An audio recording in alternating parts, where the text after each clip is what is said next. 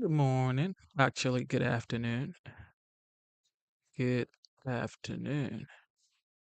Am I on? I think I am. All right, I am on. Okay. New day, new blessing, new journey, same goal to be great and grateful and to be a blessing to the world. Okay. Good afternoon, guys. It is currently 12:39 p.m. and today's date is the 4th of December 2024. It is the 4th of December 2024. Good afternoon. It is your boy Genesis. You know what time it is. We are back like we never left. All right. So today we will be checking out what is the updates. We'll be checking out the updates around the nation this afternoon. And guess what? We're going to have a good time. Okay. We're going to have a good time. With that being said, how is your day going? How is your day going? How is your day going? Is my mic working? Can you hear me well? Let me see. All right. Am I Gucci?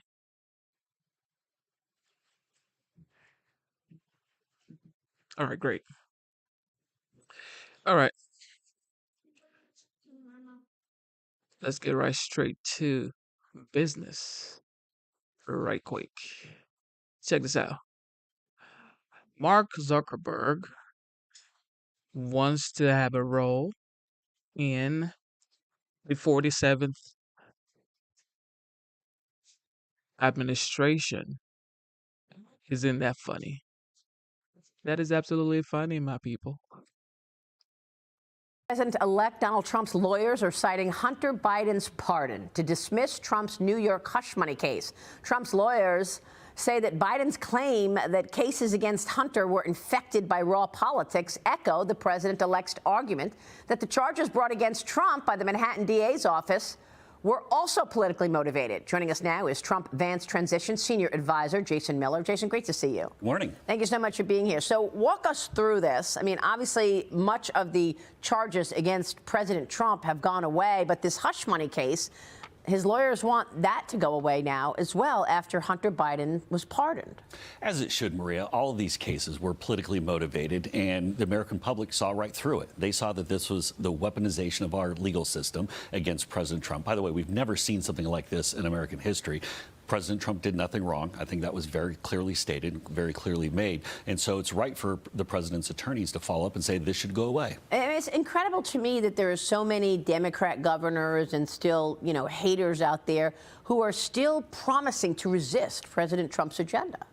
Well, I think some of the folks, they can just never be helped. But what I would caution them on is the fact that President Trump won the popular vote in this election. He put up record numbers in states that traditionally are viewed as blue states. The amount of support that President Trump has from blue cities, blue states, I would really caution some of these governors to pause and think about that, because while President Trump's trying to make the economy and secure the border better for everybody, they shouldn't be fighting against that. So let's talk about the agenda and some of these nominations. President Trump's pick to run the Drug Enforcement Administration, Hillsborough County, Florida Sheriff Chad Kushner withdrew his name from consideration last night after receiving criticism over his COVID policies. The Wall Street Journal also reporting that Trump is now considering replacing nominee for Defense Secretary Pete Hegseth with Florida Governor Ron DeSantis. DeSantis served as a Navy lawyer in Iraq and the Guantanamo Bay detention facility and was on an earlier short list of potential Defense Secretary candidates. Trump's cabinet nominees, including Hegseth, have been making the rounds on Capitol Hill. Trump's pick to run the Treasury, Scott Bessent, Crescent reportedly will meet with Republican senators today. Pam Bondi and Linda McMahon holding meetings this week as well with senators. Meanwhile, DOJ co-leaders Elon Musk and Vivek Ramaswamy set to speak with GOP lawmakers on Capitol Hill tomorrow to talk about cutting costs. Talk to us about the Trump-Vance transition and your expectations for Senate confirmations. Well, I love these picks that the president has put forward, and especially when you look at where we are in 2024 versus 2016, President Trump is so far ahead of the curve. And especially when think about the economic folks that he's put in. You have Scott Bessent at Treasury, Howard Lutnick at Commerce, even inside the West Wing, where you have Kevin Hassett at NEC and then Jameson Greer across the street at USTR. These folks are powerhouses. These are the people that are going to get the economy back on track, do something about the Bidenflation that we've been dealing with over the past 4 years. And with the cabinet that the president is putting forward, I think it's really notable just how talented and qualified they are. We've never had an incoming administration like this ready to hit the ground running. In fact, you look at the way foreign leaders are coming to visit President Trump, the way that everybody is taking note of him essentially resuming the presidency. He's ready to go on day one. We talk about the executive orders will be put in place with regard to securing the border and, of course, drill, baby, drill. He's ready. This team is ready. We've never seen anything like it. Is he seriously considering replacing Pete Hegseth with Ron DeSantis? Well, as you know, Maria, and I've probably said this to you 100 times, until we hear it from President Trump, then it's all just chatter. Here's the important point, though. It's going to be President Trump that's picking the next DOD secretary, not Kamala Harris. So it's going to be somebody who's going to respect our country, respect our military, make sure that we keep our country and our people safe, but not be the world cops going all around trying to get involved everywhere, as opposed to Kamala Harris, who'd put some DEI-loving woke general in charge of the DOD, which we don't want. Fair point. I got to get your take on the agenda, though, Jason. When I saw President Trump over the weekend, and when I was talking with President, Lindsey Graham came over as well. He was there, and he told me that he is going to focus first on the border, then on then on eliminating the green policies and drill, baby, drill, and tapping into our energy capacity, and then tax cuts later. I mean, look, you're right. President Trump won the popular vote. He, won all the swing states, and this was a decisive victory. People voted for the extension of those tax cuts. Why are we waiting until the end of next year to get that through reconciliation? Do you think people are going to be disappointed by that? I think there's going to be a lot more quicker movement with regard to that. Now, some of the things, of course, are executive orders. When we talk about the border, you talk about energy exploration, knocking off this Green New Scam nonsense. But keep in mind that with the tax cuts, we had a lot of new promises that were made on the campaign trail that we have to incorporate in. Especially when you're talking about something like the tax code, there's a process that goes through on Capitol Hill. It's not an executive order. And with all the different new things that are coming forward, plus re-upping the tax cuts we had before, we're going to not only keep the tax cuts from 2017, we're going to make sure we bring down everybody's taxes. That's going to be the net result, but you have to work with Congress on that. That's just the way it works. This is a fair point. That's a great answer there. I got to get your take on Mark Zuckerberg. Meta's president of global affairs said earlier this week that the company's CEO, Mark Zuckerberg, is seeking, quote unquote, an active role in shaping technology policy with the incoming Trump administration. This after Zuckerberg reportedly met with Trump for the Thanksgiving Eve dinner at Mar-a-Lago. Jason, look, a lot of people are still mad at this guy because he censored so much information over COVID, working with 1,000 people in government, according to the Twitter files, working with them to censor information that the American people wanted to talk about and learn about during COVID. And now, is he going to get an active role in developing tech policy with President Trump? So two things can be true at the same time here. We know from President Trump and the way he governed in his first term that he likes to build a broad coalition, bring people together, even if they've been against him in the past. He never forgets. And I would just remind people of that. We talk about the censorship that we've seen in the past. Obviously, we had the Dropbox. I mean, what do I think about this guy? I think one thing is for sure, as a successful businessman who Trump happens to be, he can work with this guy, but he needs to put him on, a distance, because I mean, Mark Zuckerberg is an influential person. He handles, one of the most of the largest social media platforms on earth, Instagram, Facebook, WhatsApp, and Meta. He does a big deal, okay? And he can definitely be an asset to the Trump team. However, he needs to be on a distance. Boxes in 2020 and all of that nonsense. So President Trump will build those coalitions, but I would just caution people that President Trump has a long memory. Okay. Good point, because I know President Trump was also upset that there was so much censorship going on. But to hear from Mark Zuckerberg that he wants an active role, what might that look like? I mean, Elon Musk has obviously been a great influence for President Trump. What does President Trump want to do with regard to shaping tech policy? Well, and by the way, it's not just Zuckerberg. You see all the CEOs that are coming to Mar-a-Lago, again, referencing the foreign leaders that are coming in. Everybody wants to be a part of this administration because they know that it's going to take off like a rocket ship. And so with regard to Zuckerberg, I wouldn't go necessarily... The story here is everybody wants to be Elon Musk, okay? People felt like as an influential person, as a rich, wealthy billionaire, top 10 around the world, it's like I shouldn't be involved in politics. I should not say anything about politics. I should not give my opinion. I should not tell people who I'm voting for. But as soon as Elon said, you know what? I rock with Trump. So people are like, whoa. Maybe I can now say the things that I actually care about. Because people felt like, you know what, if I say the people I'm voting for, if I say the candidate that I'm voting for, it might affect my company. I start getting sued and all of that stuff. But now Elon has made it cool for billionaires, for innovators, for scientists, for, tech engineers or, tech gurus or like, you know what I mean? Like astronauts, people who always would never say the people they want to vote for are now coming out to say that they actually, support Trump or they support whoever they support. So things have changed. Everybody now has their own opinion. Everybody now has, their own mind states that they could say out loud. People never say stuff out loud before, especially like saying I support Trump. Those things are never things you would say. But now Elon has made it cool. Define a role like that, but we know the president doesn't necessarily have to have committees or people inside the building. He's on the phone. He's going to call CEOs and tech leaders and business leaders and foreign leaders directly.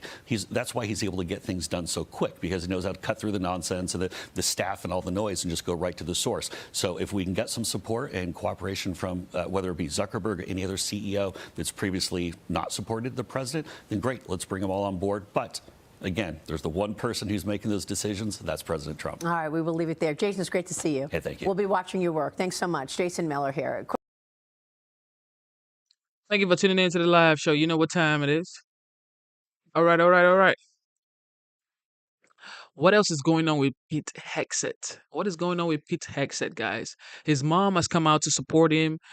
His mom came out to support him, even if there was news about his mom earlier. But now his mom set the record straight that he is a warrior. Check this out.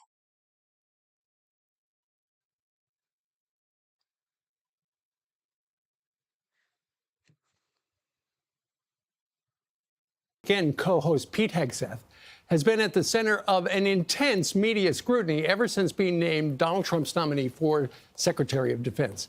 Pete has faced several accusations, including abuse, sexual assault, and more.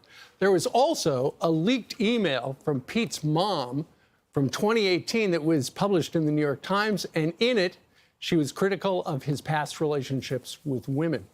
Pete's mother, Penelope Hegseth, joins us live on the set to tell us what she wanted to tell us. You called us yesterday and you said you wanted to come on. I did. I said I would do anything for my son. I completely get this. You never in a million years thought you would be doing this. No. Because you didn't realize that this email you wrote in 2018, somebody leaked it to the New York Times. Correct. And they printed it. Correct. I'm going to read part of it. You say, this is to Pete. During the 2018 divorce. You say, I have no respect for any man that belittles, lies, cheats, and sleeps around. And you go on and say, you are that man and have been for years. And as your mother, it pains me and embarrasses me to say that, but it is a sad, sad truth. You say, we Mom, still you better love set you, it but straight. we are broken by your Set behavior the record straight, Mom. and your lack of character. When you wrote that, what's the backstory? What was going on that made you so angry you wanted to write that? Well, I will tell that story in a moment, but let me make two statements first, and one is to President You Trump. done messed it up, Mama. And I want to say thank you for your belief in my son. We all believe in him. We really believe that he is not that man he was 7 years ago. I'm not that mother. And I hope people will hear that story today and the truth of that story. So the other thing I want to say is I am here to tell the truth. To tell the truth to the American people and tell the truth to the senators on the Hill, especially our female senators. I really hope that you will not listen to the media and that you will listen to Pete. Well, and you're here to tell us, because you are in the news now. So why did you write that email in 2018? Well, what was going on? Right. Let's go back 7 years, which if we all went back 7 years, we would see that maybe we were not the people we are today. But they were going through, Pete and his wife at the time were going through a very difficult divorce. It was a very emotional time, and I'm sure many of you across the country understand how difficult divorce is on a family. There's emotions. We say things, and I wrote that in haste. I wrote that with deep emotions. I wrote that as a parent, and about 2 hours later, my husband tells me I should think through things a little bit more, but Pete and I are both very passionate people. I wrote that out of love. And about 2 hours later, I retracted it with an apology email, but nobody's seen that. So it was a difficult time. I want to say something about the media. And part of today is to discredit the media and how they operate. When they contact you, I let a few phone calls go, but then they call you and say they threaten you. That's the first thing they do. They say, unless you make a statement, we will publish it as is. And I think that's a despicable way to treat anyone. Threats are dangerous, and they're hard on families. So to recap, you were angry about what was going on, his behavior during the divorce. Right. And so you wrote that email. And then, you know, a couple hours later, you apologized. And you guys talked and you worked it out? Yes. Oh, yeah. Oh, yeah. Pete and I are very close today. In fact, our whole family is very tight-knit. But I think that we as parents, we always parent. No, I get it. I mean, and that was 7 years ago. I want to talk in a minute about who Pete is today. Right. There are, and you wanted to come on to talk a little bit, and you mentioned a moment ago the media scrutiny. You know, there are allegations of sexual assault, excessive alcohol use, infidelity, financial mismanagement. As a parent, that's really hard to, it's hard to hear. Right. Well, our job as parents are to correct. They are to speak truth. And I am a passionate person like Pete, and sometimes emotional words come out. I don't believe any of that is true, any of it. And I'm here. I wouldn't be sitting in this chair today if I didn't believe that about my son. Right. How's the family holding up? Oh, we're okay. We have a deep, deep faith. Not only in each other, but in God. And our friends have been amazing. The support we've been receiving has been amazing. So we're trusting in our God and in our faith and in our family. What do you say to people who have read the stuff about Pete or heard the stuff about Pete? You're here, you said he has changed. Oh, absolutely. How do you convince people of that? Okay, well, I start with 4 things. First, I have a very intelligent son. I have a leader son. I've known that since he was 2. He went to Princeton and Harvard. By the way, he returned the Harvard diploma, but I wouldn't let him return the Princeton because I worked too hard for that one. So that one's going to stay. That's on his wall. He's written 2 New York Times bestsellers. What mother can say that? And one of them is about war and defense. So he already has a playbook. So you talk about experience. He's also put his life on the line twice overseas for our country, one in Iraq and one in Afghanistan. I'm a very proud Blue Star mom. There it is, right there. And he's still a warrior. And that's why he's still fighting. That's why we're all still fighting, because we believe in the good. You know, and usually with confirmation hearings and the process, you just hear from the nominee, they go and they visit everybody. You were dragged into this story because the New York Times wrote that, you know, they reported on that email that you sent back in 2018. But, you know, for the most part, and what I've heard you say, Man, I don't know if this is gonna work. I don't know if this is gonna work because I just don't know. It feels like she was pressured to come out here and talk about Pete Hegseth. You know, look. I'm sorry, Mama. This ain't finna work, man. And she's not even like. There's a way a mom would speak. You know, there's a way your mom would speak when if she actually believes what she's saying. I don't think she believes what she's saying. this morning I'm is you sorry. wanted to come on I'm sorry, guys. Okay. because that was not the whole story. No. And I want people to look at Pete, judge people, or understand him for who he is today, and to disregard the media. That was 7 years ago. And most of it is misinformation. And the way they threaten you, I think, is very hurtful. And the person who leaked it, I don't know who that is. And I don't think I will need to. But Pete is a new person. He's redeemed, forgiven, changed. I think we all are after 7 years. I believe he's the man for the job. I think being a TV news host, I think prepares you for most things in a position like this. You're a good communicator. You have to think on your feet. You take charge. So I think everybody should do a year with Fox. There you go. It's got to be tough as his mother to hear This the just drip, messed drip, it up drip, for because Pete. every day more stuff comes out. It's Right. like you probably hate to turn on your Right. phone because it's like, hey, it's my cousin telling me the latest news. Oh my God. What does she mean by being a news host? I don't know. I don't know. I think she's just making it worse every single time she speaks. Mommy, come on. You could do better than this. Come on. You need to be crying, mommy. You need to be crying and say, I don't know who did that to my son. You need to be crying, mommy. Yeah. But I know Pete. And the people who know us know Pete. And Trump knows Pete. And he knows the Pete of today. And he knows the Pete who is a good father, a good husband to Jen. He's got 7 kids. He's a wonderful son, and a wonderful son to his brothers and all his friends. He's a changed man, and I just hope people will get to know who Pete is today, especially our dear female senators, that you would listen to him, listen with your heart to the truth of Pete. And what I heard you say just a moment ago, Penny, was he's a changed man. He is. So the man you wrote to in 2018, who you were really mad at, As a mom, he is different than that man. absolutely. I believe that with all my heart. And I wouldn't be sitting here if I didn't believe he's the man for the job.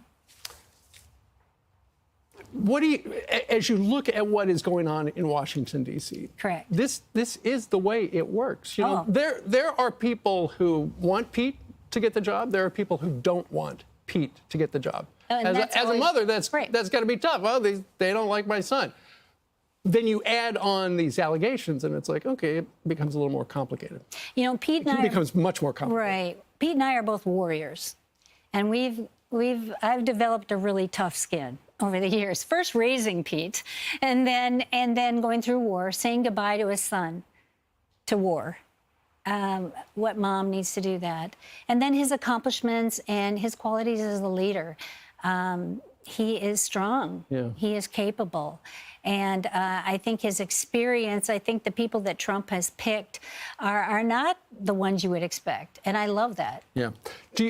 Given the fact that you have suddenly become part of the story because of the 2018 email you sent Pete, as a parent, do you feel a little guilty? Man, I wish I hadn't written that because now I have made a mess. Well, don't you think everyone has regrets as a parent?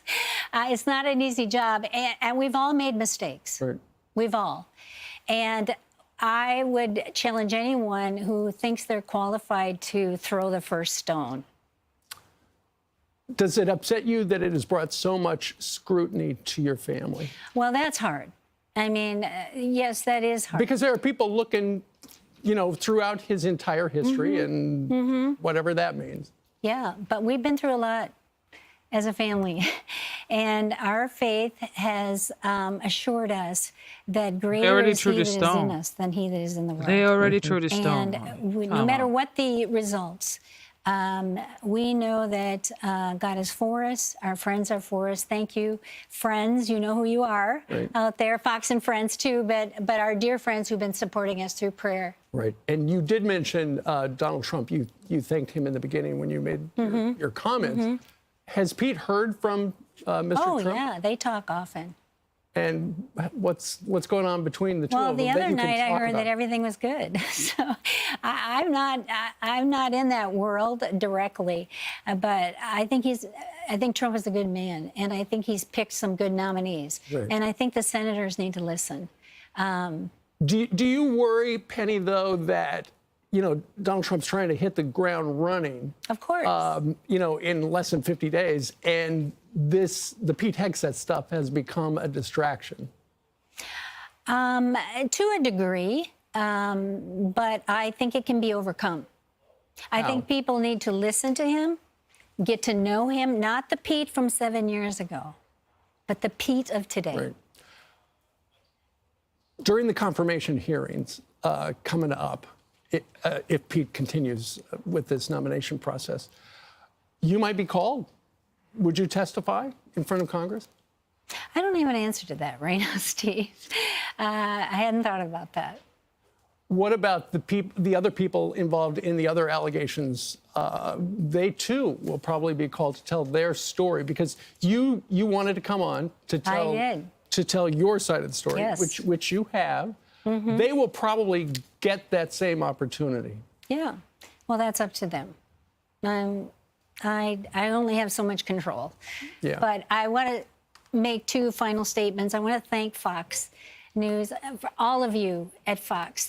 She looks from like makeup her son looks like her though, but to there's no way. cameramen, to producers, to the other hosts, and how you've grown him Yeah. as a leader. Because I think everybody should do a year on Fox. You learn to be a communicator. You learn to be take charge. Penny, what's something, you know, he worked here until just like a week ago. I know. We all know him. As his mother, what's one thing about Pete people don't realize? That he's got a big heart. That he's very smart. Yeah. He's he is the most faithful patriot of this country. He loves his country. Loves his country. He's fought and almost died for his country. He's a good dad. He's an amazing son and father, and that's the Pete I want people to know. Yeah. And then I want to say one more thing. I said I believe he's the man for the job, but more than that, I believe he's the man for such a time as this. At this time, you're on TV explaining your Yes. son and his character. Yes. Because somebody gave the New York Times that They did. email. How They many did. people got your email? Was it just to Pete? You know, I haven't been able to track that, like my blind copy or my copy. I don't think that's important. everybody's fighting for their children at this point because Pete Hegseth's mom is at Fox saying, "My son is a good guy. He never did that." Well, it was a moment of anger. Look, it is what it is. You should add a little tears, because a little tears would help. Because, you know, when a woman cries, it's over. Right now, I think what's very important is that the truth be told about that email, and that we look at Pete today, not then. And I'm here. You say it's important that people know the truth. Is there some part of that story that has been depicted in the media that is not true? Oh, of course. Of Which part? course. You know, he's I don't want to use the words, but he doesn't misuse women. No. I mean, he's been through some difficult things.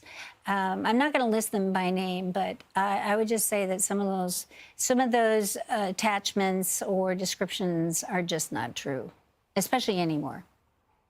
It sounds like you're a little disillusioned. Have you lost trust in how things happen? No, listen, I came to take on New York City, to take on the New York Times, to be a mother, a strong mother, a fighter. What's your message to the New York Times? I would say I don't think the way you operate. Thank you for tuning into the live stream. You know what time it is. It is your boy Genesis. He said he doesn't misuse women, especially not now. So it's like, was he doing it before? She might just have added more fire to the fuel, or more fuel to the fire, rather, because it's like, maybe she wasn't prepped for a live interview, because live interviews, especially on national news, is different. Shout out to Dixie McCoy. Dixie McCoy said, "Y'all pray for me. I suffer from drinking." Shout out to Dixie McCoy. Dixie, God is with you. No matter what happens to you, bro, stay motivated, stay strong. God loves you. I'm rooting for you. Everybody in the chat is rooting for you, Dixie. Stay strong, bro. Never give up on yourself. It feels almost criminal when reporters call you and threaten you. I don't think a lot of people know that's the way they operate. And they are in it for the commission, for the money, and they don't care who they hurt, families, children. And I don't believe that is the right way to do things. Do you think that's just the way they try to get the story? Oh, of course, it's their job. But I can take the opposite view. I can take the high road. I can take the belief in good and the good in people. And will we be persecuted? Will we suffer in life? Yeah, sure, we will. But I know in whom I believe. I believe in God. I believe in Pete. I believe in my family, my husband of 48 years. Hi, honey. He is in Tennessee taking care of Pete's 4 children, all the 21 chickens, the 2 horses, and beavers that seem to be at work at the pond. Fantastic. All right. Penny Hegseth, thank you very much. There you have it. She's fighting for her son, guys. She's fighting for her son. I mean, this is what every mother should do, though. Fight for your child, regardless of what's going on. Because at the end of the day, I mean, the love of a mom is different from, like they say, the love of a dad. I never believed those stuff anyway, but I mean, generally, it is true. But that's what is going on now. She's trying to fight for her son's role, to be the person in charge of the Pentagon, and he's going through a lot right now. Pete Hegseth is going through a lot. He might get confirmed, he might not get confirmed, but his mom coming out, I mean, that's love, because she was the first person to start the downfall of this guy's candidacy because of her email that leaked in 2019, which was 7 years ago. But hopefully, this helps her and this helps him to get confirmed into the role he was supposed to get into. However, I don't think this interview did a great deal, but let's go listen to how CNN is going to spin it right now. Pete Hegseth is her Pete Hegseth son. arrived on Capitol Hill for critical meetings, Dixie. again with Republican senators. He also just posted on Twitter, essentially, that he is not backing down from his fight to be President-elect Donald Trump's next, defense secretary. And this is also after there's a lot of movement on this morning. His mother was just on television last hour defending her son and saying he is a, quote, changed man. Hegseth's mom made a direct appeal to Donald Trump in her appearance on Fox News. But we all know, as has been discussed and the reporting suggests, that Hegseth faces trouble right now. A rocky road to confirmation, to say the least. The road so rocky, maybe, that we learned last hour that the president-elect has actually spoken with Florida Governor Ron DeSantis about potentially replacing Hegseth for the job as being a candidate to head up the Pentagon. He is facing several allegations of Hegseth of drunken misbehavior, sexual misconduct, and financial mismanagement of the veterans nonprofit that he once ran. Hegseth's mother speaking out now after making headlines this week when a 2018 email that she wrote to her son was published. The email in part said this: "On behalf of all of the women, and I know it's many, you have abused in some way, I say get some help and take an honest look at yourself." That was then. Here is her message now. Pete is a new person. He's redeemed, forgiven, changed. I think we all are after 7 years. I believe he's the man for the job. I know Pete. And the people who know us know Pete. And Trump knows Pete. And he knows the Pete of today. And he knows the Pete who is a good father, a good husband to Jen. He's got 7 kids. He's a wonderful son. Wonderful son, and a wonderful son to his brothers and all his friends. He's a changed man, and I just hope people will get to know who Pete is today, especially our dear female senators, that you would listen to him, listen with your heart to the truth of Pete. With me now to discuss the path to confirmation or not, Democratic strategist Matt Bennett. Lee Carter is also here, strategic communications expert. It's great to see you guys. Thanks for being here. And Lee, you have known Pete Hegseth for quite some time. Yes. The appearance from his mom, hearing from Penelope there this morning, do you think it fixes the trouble that his confirmation is facing? I don't know if it fixes it, but it certainly helps. I mean, it dimensionalizes what's happening. There is no question what happened in his previous marriage and where he is today, and I'm sure there were rocky roads behind the scenes. Pete Hegseth, that I know, is a man who is a delight to work with. I have never smelled alcohol in his breath. I have traveled with him to debates. I have traveled with him to primary states. I have traveled with him and the Fox and Friends team all over. And I've never seen any of the behavior that we're talking about. There's certainly things that he did in his past. And there's things that we've all done in our past. But I think we need to ask ourselves in this moment, what do we want to be doing when we have real questions about the and valid questions, frankly, about the people that are up for the cabinet? People are concerned about his experience. Let's leave the rest off the table. I mean, it is just, politics is a blood sport at this point, and you can understand why really good people don't want to do it when you look at what's happened here. Let's focus on what really matters. Is he qualified for the job? What happened with his previous marriage, what happened in his private life, all of that is off the table. What is on the table, and I think what we should be talking about is he the right person for this job? I hear you, but it is all on the table. That is the politics, the reality of the politics today, and that is some of what are the real questions that we know. We've heard from Republican senators like Joni Ernst. They have questions that they want answered, and that is part of the process. That is where these questions and this vetting does take place. And to that, Matt, he's back on the Hill meeting with these key senators. And Joni Ernst is really seen as key. She is a veteran. She is a survivor of sexual assault herself. She is well respected in all corners, and which is why, and I'll read for you a quote that from a source in the Trump transition, speaking to Jake Tapper, said this: Joni isn't comfortable with Pete and he doesn't answer her questions about women in the military and about sexual assault, if she doesn't leave the meeting supporting him, there are 5 or 6 Republican senators who will oppose his nomination. Hegseth, yeah, they don't want this not guy to be the down, defense though, Matt. secretary. How do you think this goes? Or Secretary of Defense.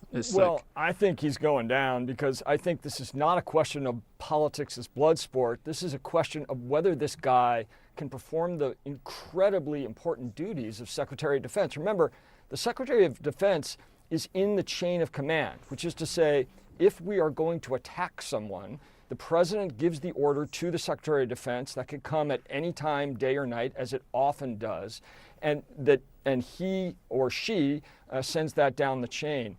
And if that person cannot be trusted to be, within their right mind, this guy is a drunk. It's very clear. It's been reported many places that he was drunk in his capacities at the nonprofits he worked at. You can describe it one way, Matt, but I mean, the way I would have described it was slightly, I guess everyone's definition of a drunk can be different. I don't know if that's something we need to debate here, but continue. Fair enough. Whether you call him an alcoholic or not, he clearly Oh, great. Now he's a on the drunk. job or socializing with his office mates, drank a lot. There's reporting on CNN that he showed up for work at Fox smelling of alcohol, which means even if he was sober when he arrived at work, he was not sober during the evening. If this guy can't be trusted to perform the duties of Secretary of Defense anytime, day or night, he can't do the job. And he's not qualified. He's never run anything. The Pentagon is an enormous operation. There's 2 million Americans under arms. It's $1 trillion a year. He simply isn't the right person for the job. I will tell you that I think the biggest mistake that people that are opposing Pete Hegseth are making is that they're not focused on the right things. This is an all-hands attack. We're focusing on whether or not he drank. We're focusing on whether or not what he did out extracurricular activities. The point that you're making about, is he qualified for the job? Can he lead? Does he have the experience to lead an organization to the side? That is valid. That's what we should be talking about. The rest of this, it's hearsay. The anonymous sources, every one of his co-hosts, and if you look at everything, has come out and said that this is not true. Talk to the makeup artist who did his makeup every day, who would smell the alcohol on his breath, and they will tell you this is not true. And so I think we're talking about the wrong thing. Yes, you have an absolute valid concern about whether or not he is the right person for this job. But by talking about whether or not he's a drunk and calling him that kind of thing, you're taking your eyes off the prize, and I think you're making the whole thing ineffective.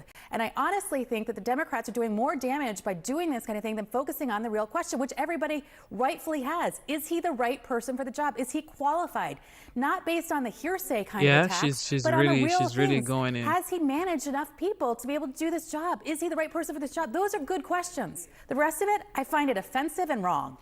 Can I want to just ask one thing to you guys really quickly, which is, no matter the public discussion outside, one of the key is which is the unknown, is what is the view of Donald Trump on the inside of the transition, of how this is playing out? The insight that we have today is that we're reporting from CNN Steve Contorno that Trump has been No, they don't has ask spoken the to questions they're a source that supposed to Trump has ask. spoken They to Ron ask DeSantis BS about the questions. possibility of taking Just this like job. they ask Ron Biden, DeSantis has said that he what is is your open favorite if ice cream? offered Who to taking cares, bro? the job.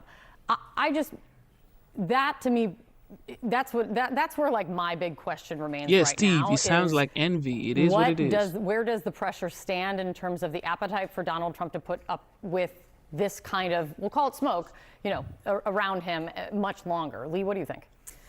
Well, look, I think if the president has to be prepared for anything that happens, so I'm not surprised that he's having conversations. I mean, if you even look at the betting markets right now, the betting markets have said that it's less likely, than ever that Pete Hegseth gets confirmed. So he can't be caught flat-footed. Yeah. But there is no sign that the administration is backing down from their support of him. Now, you heard in the days when Matt Gaetz was going out, there was absolute silence from the administration. You didn't hear any support. You knew that there was something going on.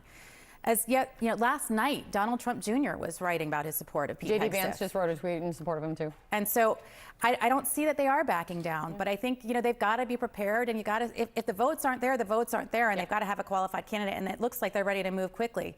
But I don't see any sign that Donald Trump's support of Pete Hegseth is breaking. One thing I can say I'll say certainty, and then I'll have pie in my face, is by the end of today, there should be some clearer view on where the path is headed.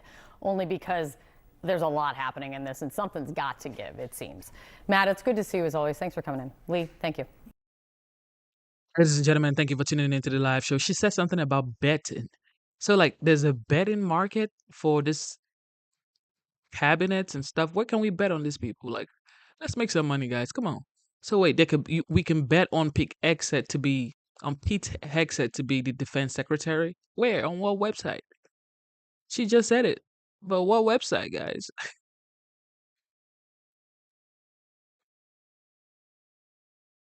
Guy Benson with me this morning.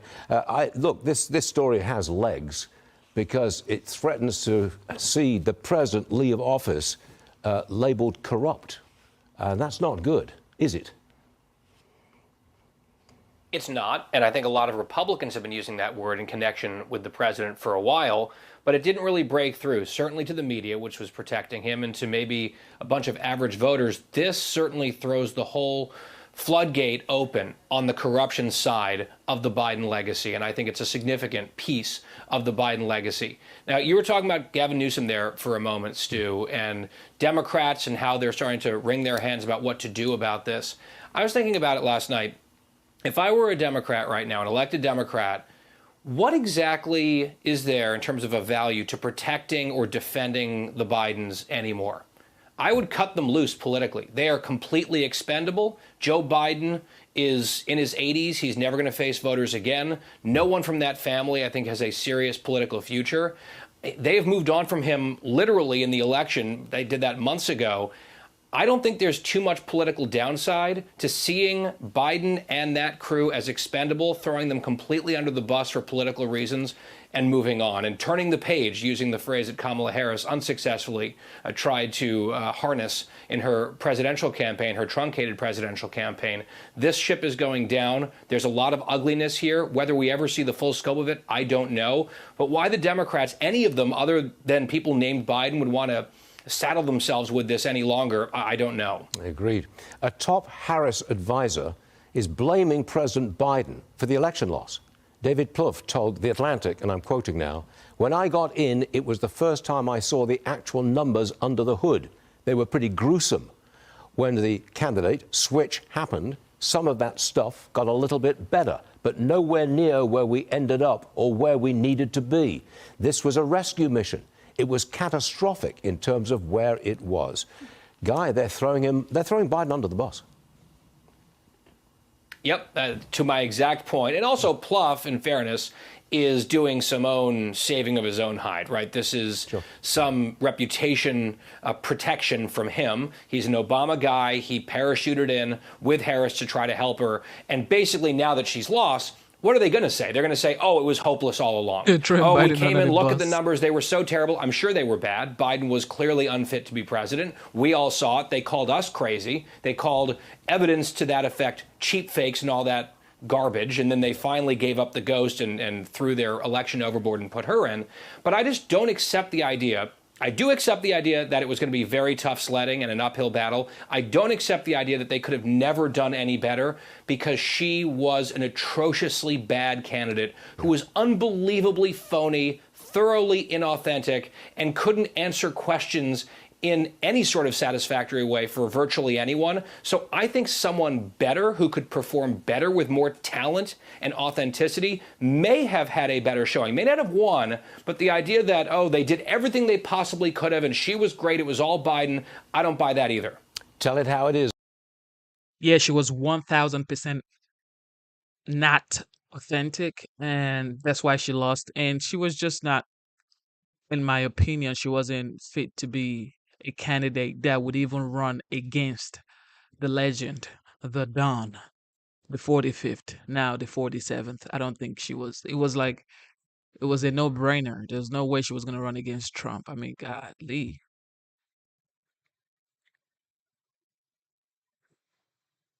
Meanwhile, if you want to know how expensive it is to house illegal immigrants in this city, where we got 56,000 and have had over 700,000 pass through, look at these other historic programs in our past that we've paid for and compare it to illegal immigration. World War I, $334 billion. The Apollo program, $257 billion. Space program overall, $150.7 billion. Taxpayer costs for the Manhattan Project to build the atomic bomb, $30 billion. The Panama Canal is $15 billion. Hoover Dam, $1 billion.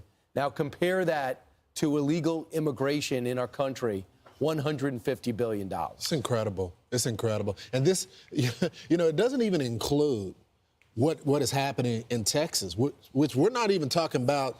We're talking about the feds. Right. We're not even talking about what the state of Texas has to pay. We don't get reimbursed for it because we have a surplus in our state. We don't have debt in our state. We've been paying to secure the border. If you go out to the border, there are no border agents that are there on the front line because they're processing. Right. They can't do their job. Someone has to pay for that. So the state has been paying for that. This is unbelievable. That is so much money that we could be doing to get our vets that are homeless off the street, people that are living in poverty. Fix our schools. We got kids that can't even read, Right. but we're paying for all of this. But and the number that is the real tell is the one in the upper right-hand corner, and this is just for 1 year. Illegal migration has cost taxpayers $150 billion.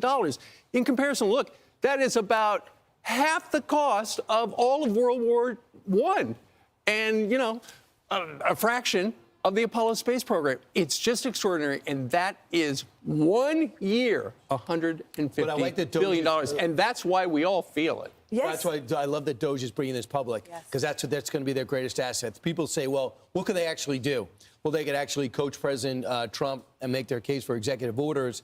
They also could rally Congress, especially Joni Ernst says, I'm going to work with you right away. I think some Democrats who want a future will feel the same way, because right now they're reeling.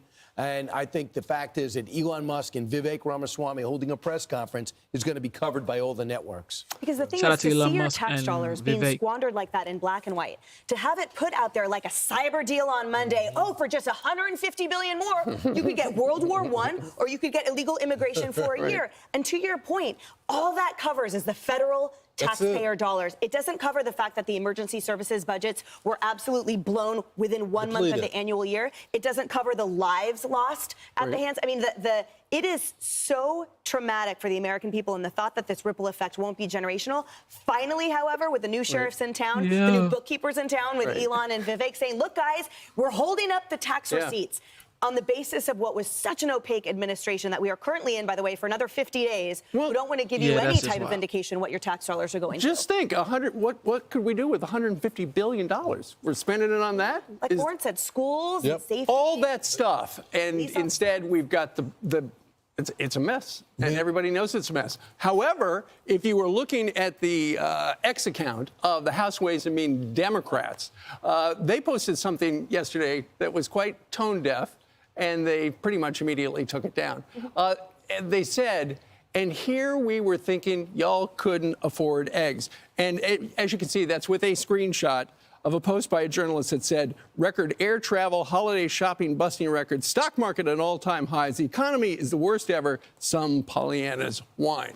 What they don't take into effect and into consideration is just the fact that it's tone deaf and people are hurting, and that's one of the reasons why they just lost the election. Well, this goes to the point of them making fun of voters. I mean, they should have left it up. Leave it up. Don't be ashamed of it. You guys continue to do it on national TV. Say, oh, they're uneducated voters. Those are the people. We can't convince those type of people. Oh, no, the economy, it's good. Inflation was just transitory. It's line after line telling voters they're not smart enough to understand their situation. And I think just be open with it. Don't try to hide it, because the people already know the condescending tone that they continue to use with the voter. They're not smart enough to understand how things work. Yes. And the irony, by the way, is that reflected consumer optimism in the future.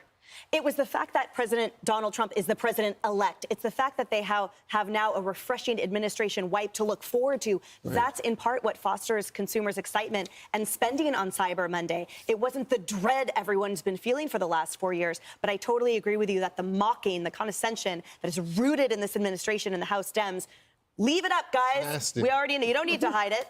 I'm Steve Doocy. I'm Brian Kilmeade. Facts. Straight up facts. All what they said was facts. Most Democrats would say people voting for Republicans are not educated. So what are you talking about? You're talking about the farmers? You're talking about the plumbers, the carpenters, the welders? You're talking about the construction workers, the truckers? Man, this will be wilding, bro. And what's going on here with the United Healthcare CEO? And I want to bring in Nicole Parker, former FBI special agent and Fox News contributor now. Nicole, you were with me the last few seconds of the Faulkner Focus.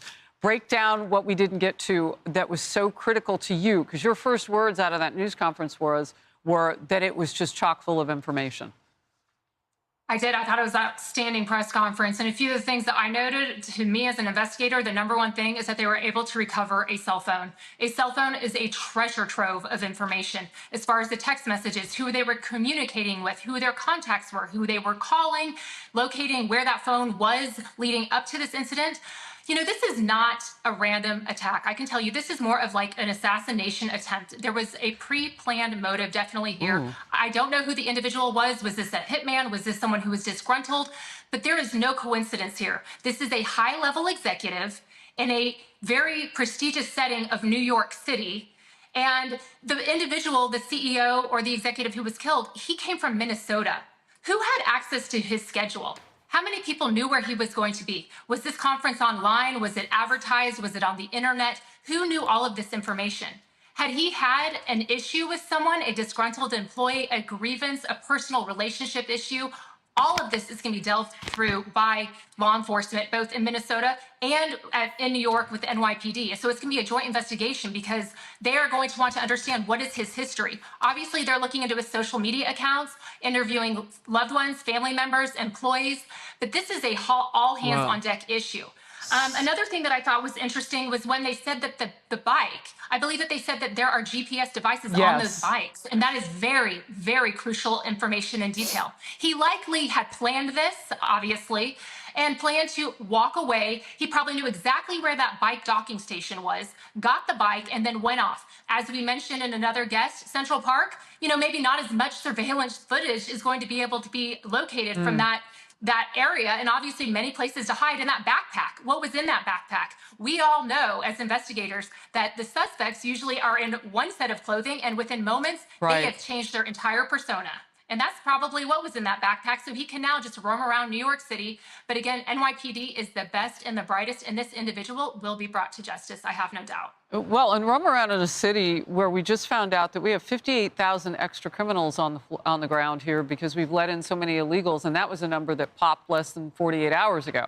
And among them are some vicious, violent murderers. So not that that has anything to do with this case, except for this. That's extra footwork for NYPD.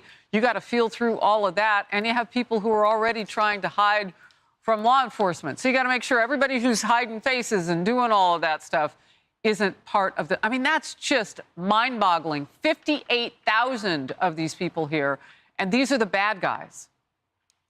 Unbelievable. And again, that is a failure, and that is another topic, but it links into this. The violent crime issues going on in our cities nationwide, typically the more democratic and blue cities, is unacceptable. And thank goodness we have a new president and sheriff coming into town. That has got to end. And the crime obviously is a spike from various reasons, particularly the open border. Having been an FBI agent, and I know people that are working that border on the FBI's behalf, it is a very dangerous threat to our nation. I cannot say that there's any link to what this individual... I cannot say that this individual that shot this person has anything to do with the border, but you're right. The resources in New York are already spread thin because they are dealing with the spike in violent crime because of that open border. But again, going back to this awful tragedy, this individual had a mask, he had gloves, the timing of it. And in looking into everything, piecing together the CCTV, that hotel is going to go back and see, was there anyone casing this hotel prior to this incident? Was there anyone kind of lurking around before? They're going to be pulling all the video footage for that location and areas around that location to see if anyone was seen casing that hotel. And again, this individual is from Minnesota. He's not a resident of New York.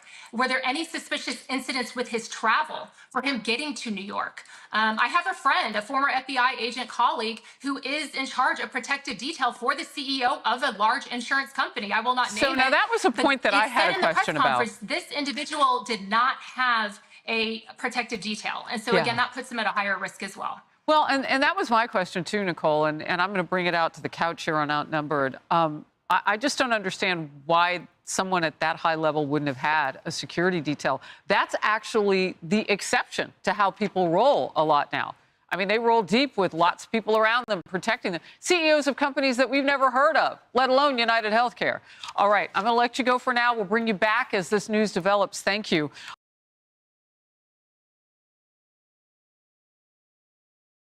And that's the thing, like, if you are that wealthy, if you are that influential, if a lot of people depend on you, there is no way you wouldn't, get protection. Always protect yourself. Protect yourself. This is insurance. Always protect yourself. I don't know why you never did, but that's something that everybody should look into, especially when you start going higher in life. It's like, why wouldn't you protect yourself? But life happens to people. So protect yourself. He has a family. He has kids, I'm sure. Now those kids, well, it's United Health And I do Care or something want like to pop that. up this live image right here as we have been over in Angola. We've seen the guys trip see that. from President Biden. He is there meeting with some of the officials in that location. He spoke maybe about 30 minutes ago and broke down a little bit more about the investments that were being made in that area. And right now he is taking part in a meeting here with, again, some of the other officials in that location. Not sure. It looks like there might be audio, so let's pop it up to see if we can hear anything. Aiming at aligning this project with national priorities and other bilateral and regional commitments. In closing, allow me to reiterate Tanzania's commitment to regional integration and shared prosperity. We note the progress made on the development of the Lobito Corridor and commend the visionary leadership that has brought this initiative to life. And it is through such partnerships and innovations that Africa's Agenda 2063 will be realized. I thank you. Oh my God. Oh God. Oh. Oh, Biden. Oh God. Oh. The 46th President of the United States, the legendary Biden. Over in Angola, we've seen the trip from President Biden. He is there meeting with some of the officials in that location. He spoke maybe about 30 minutes ago and broke down a little bit more about the investments that were being made in that area. And right now he is taking part in a meeting here with, again, some of the other officials in that location. Not sure. It looks like there might be audio, so let's pop it up to see if we can hear anything. Aiming at aligning this project with national priorities and other bilateral and regional commitments. In closing, allow me to reiterate Tanzania's commitment to regional integration and shared prosperity. We note the progress made on the development of the Lobito Corridor and commend the visionary leadership that has brought this initiative to life. And it is through such partnerships and innovations that Africa's Agenda 2063 will be realized. I thank you. Thank you, Mr. Vice President. I'd like to turn it over.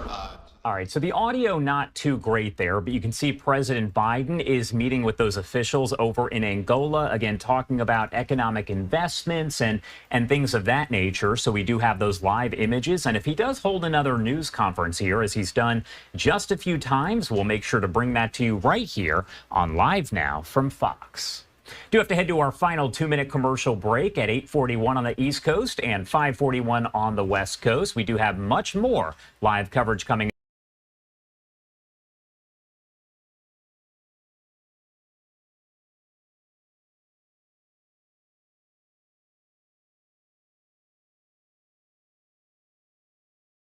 Tanzania's commitment to regional integration and shared prosperity. We note the progress made on the development of the Lobito Corridor and commend the visionary leadership My mic was off. that has brought this initiative to My mic was off. I was trying to turn on my And mic it is because of through this such beautiful video. partnerships and innovations that Africa's Agenda 2063 will be realized. I thank you. Thank you, Mr. Vice President. I'd like to turn it over. All right, so the audio not too great there, but you can see President Biden is meeting with those officials over in Angola, again, talking about economic investments and things of that nature. So we do have those live images. And if he does hold another news conference here, as he's done just a few times, we'll make sure to bring that to you right here on Live Now from Fox. Do have to head to our final 2-minute commercial break at 8:41 on the East Coast and 5:41 on the West Coast. We do have much more live coverage coming up. That includes a look at Chad Chronister, who was chosen as the DEA administrator for Trump's cabinet there. He has actually withdrawn his name. So we'll take a look a bit deeper into that, but also about those reports now circulating that we could see Trump actually replace Hegseth, Pete Hegseth.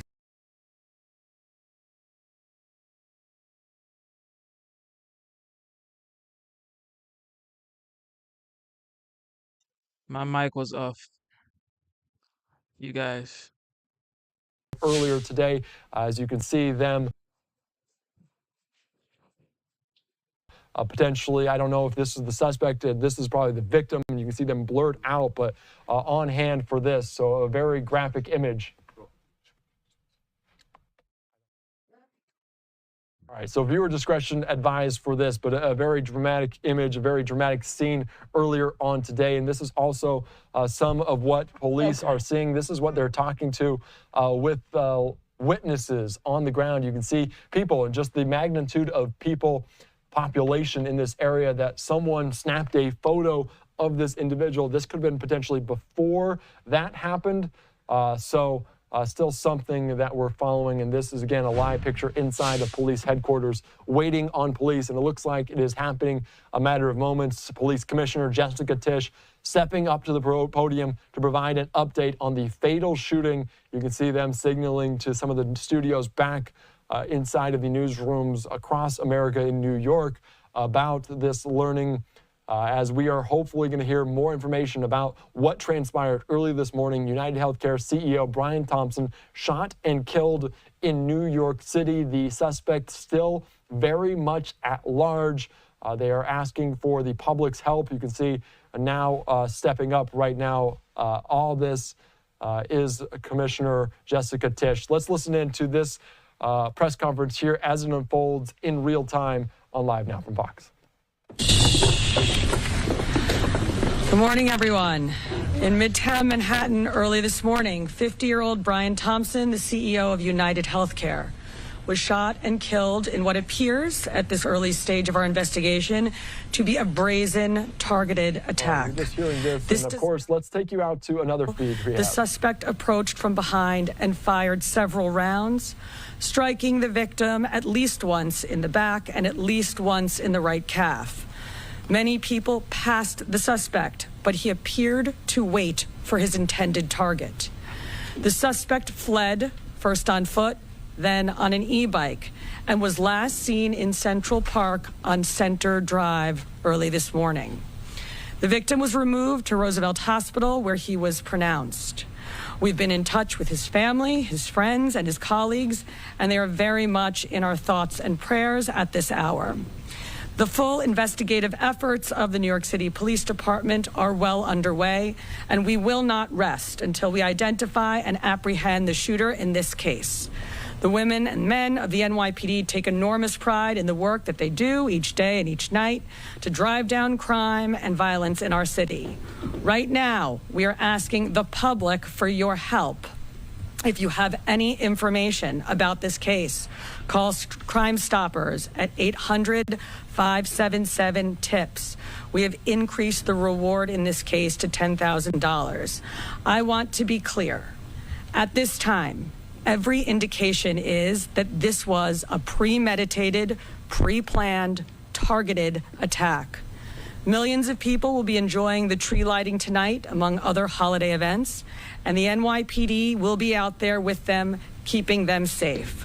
For some preliminary details about today's tragic incident, I pass it over to our Chief of Detectives, Chief Joe Kenny. Thank you, Commissioner. The information I'm about to give you is preliminary as our investigation is continuing. This morning at 6:46 a.m., patrol officers from Midtown North Precinct responded to a 911 call of a person shot in front of the Hilton Hotel located at 1335 Avenue of the Americas. This is between West 53rd Street and West 54th Street. At 6:48 a.m., officers arrive and find the victim, Brian R. Thompson, a 50-year-old male, on the sidewalk in front of the Hilton with gunshot wounds to his back and leg. Mr. Thompson was removed by EMS to Roosevelt Hospital, where he was pronounced dead at 7:12 a.m. Mr. Thompson is the CEO of United Healthcare and resides in Minnesota. Detectives from Night Watch, Midtown North Detective Squad, and Manhattan South Homicide responded to the scene and began their investigation.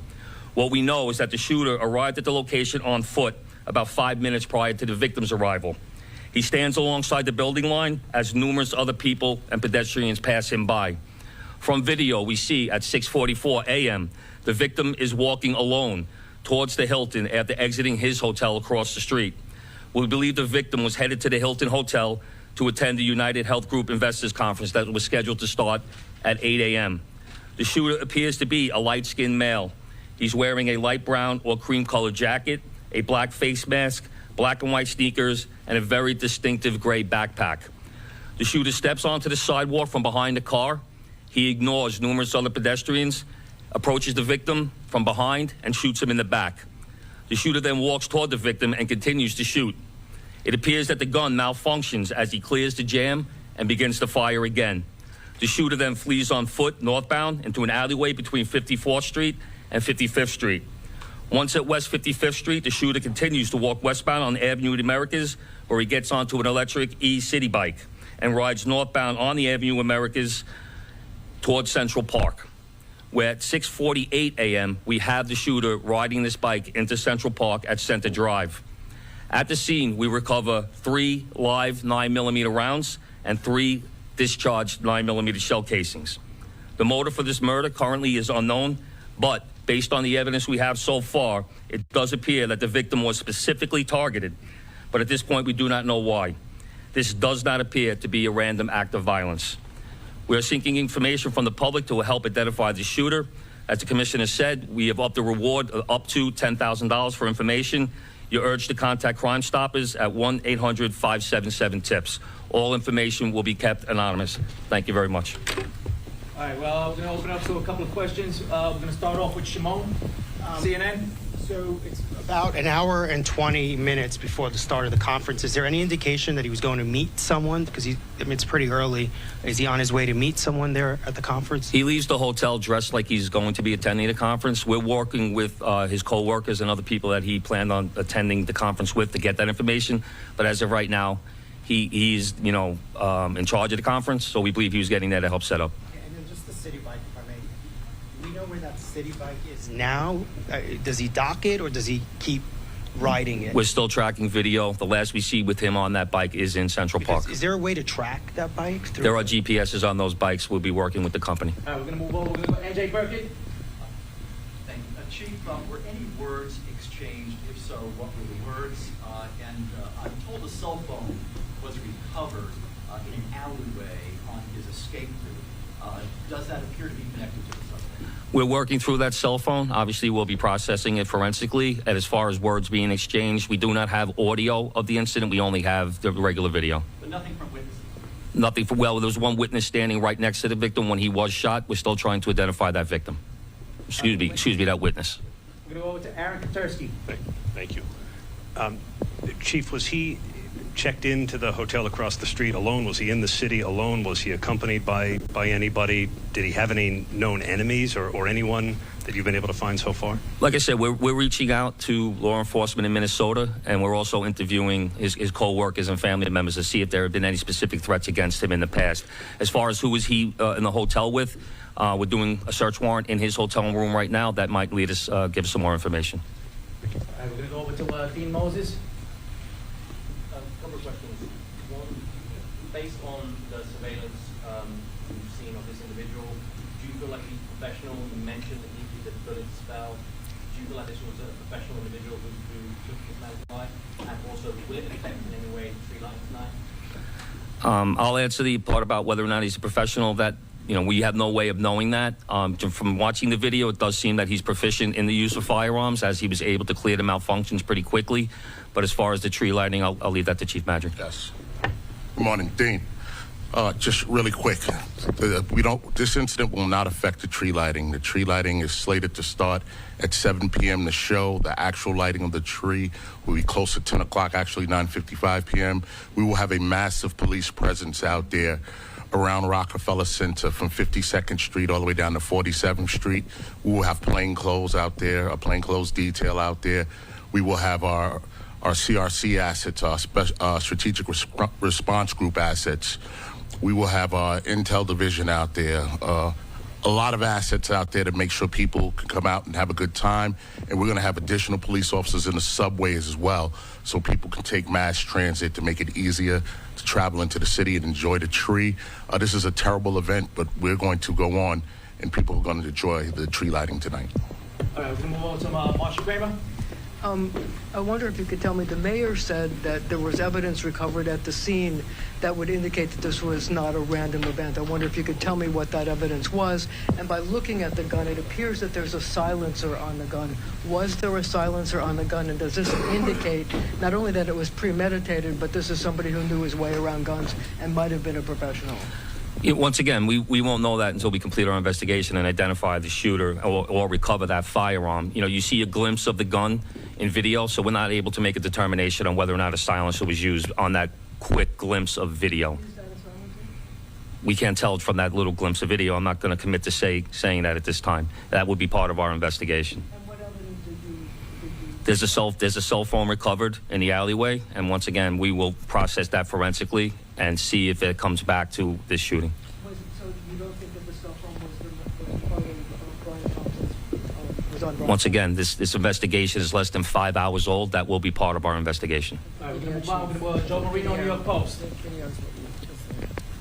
Chief, do we know when Thompson arrived in New York City? My understanding is he was staying close by to the Hilton, but not at the Hilton. And has anything in the reverse video canvas indicated that these two individuals crossed paths at all? As of right now, based on the current video that we do have, it doesn't appear that they crossed paths, and he arrived in New York on Monday. All right, we're going to take 2 or 3 more. We're going to go Rocco, Daily News. Chief, did he typically travel with a security detail? And even though it's early, is there anything to indicate that there had been issues with, let's say, a patient who was denied coverage, either back in Minnesota or more recently, someone who lives here? From speaking to other employees that traveled with him to New York, it doesn't seem that he had a security detail. He left the hotel by himself, was walking, didn't seem like he had any issues at all. So I don't think he did not have a security detail. And as far as denied coverage, I know that's typically an issue with these major companies. Any reason to believe he had been the subject of a threat? Once again, we're looking at everything. We're looking at his social media. We are interviewing employees. We are interviewing family members. We will be speaking to law enforcement in Minnesota. We're going to do 2 more before we wrap up. Shayna? Oh, sorry. I was just going to ask if any cursory look at any social media, whether it's the company, whether it's his personal social media, his family's, is there anything obvious that sticks out at this early stage in the investigation? We have not uncovered anything at this time. The investigation is still too early. We're going to go last question over here with Jake. How's it going? With the suspect still at large, last seen in Central Park, are you urging New Yorkers to avoid the park? Is the NYPD deploying its drones? I know they recently started doing that in the park. And then also I was wondering, is there any indication when he gets this city bike that he's a city bike member? It's like sometimes if you're not a member, you can pay to use it. I don't know if you're able to tell on the surveillance. City bike. The chief of detectives will answer the part about the city bike. But in terms of we're encouraging New Yorkers to go about their daily lives and their daily business, but to be alert. We put the picture out. You're putting the picture out. We want people to take a look. If they see anything suspicious, if they hear anything suspicious, we ask them to call 911, reach out to our detectives. With an incident like this, of course, we put a heavy deployment into Manhattan. We put additional resources out. We have the drones up. We have aviation out. We have K-9 out. When an incident like this happens, we don't spare any expense. We put all of our resources out there to support the chief of detectives' mission and to keep New Yorkers safe. So we will have a massive presence out there around the tree lighting, but throughout Manhattan as well until more information develops and we're able to support the chief of detectives and what he needs to make a quick arrest. As far as where he got the city bike, we're still working that through. Like I said, we're pulling video from numerous locations, numerous sources, And we have him on our timeline walking, and what we're very fortunate is he has that very distinctive gray backpack on. So we see him on one video clip walking, and then another source of video, him riding that bike. So we don't have video or witness confirmation on how he obtained that bike.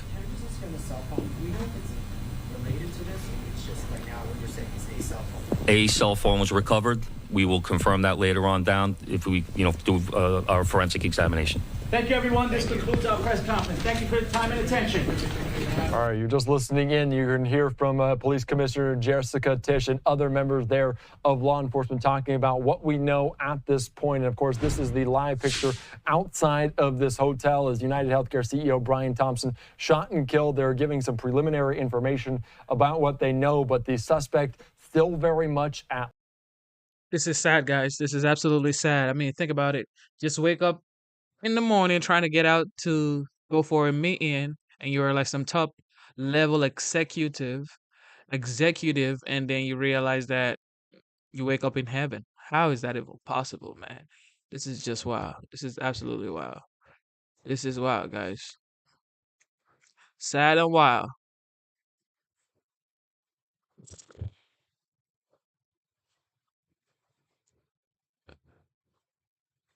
All right.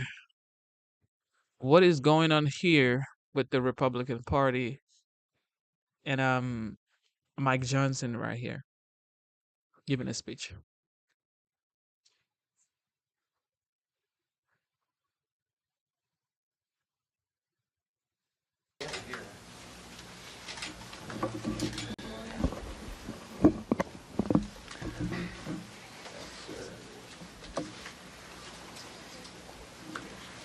Good morning, everyone. Somebody Thank said you wake up for in hell. being here. I hope you and your families had a wonderful Thanksgiving. House Republicans are back for another week, working hard to set the stage for unified Republican government. You never know. Next Don't year. judge. First, might- when we go through our He swearing might in, wake up in heaven, and then guys. the Don't inauguration. judge. Americans can expect significant results from a pro-growth and pro-family policy. That's going to be the focus that we have. We've had that focus at every stage of the last several years, and we've seen from the work that we did in 2017 that has been extremely successful for those two concepts, to have a pro-growth and pro-family policy set in place, implementing critical immigration reform, addressing wasteful government spending, and looking out for our Main Street businesses to crafting tax policies that we know work better for hardworking families and Americans from coast to coast. I'm excited about the work that we are accomplishing at the end of the 118th Congress and what we will achieve when we work with President Trump and the Senate to hit the ground running on the 119th. With that, I'll hand it over to our Majority Whip, Mr. Tom Emmer.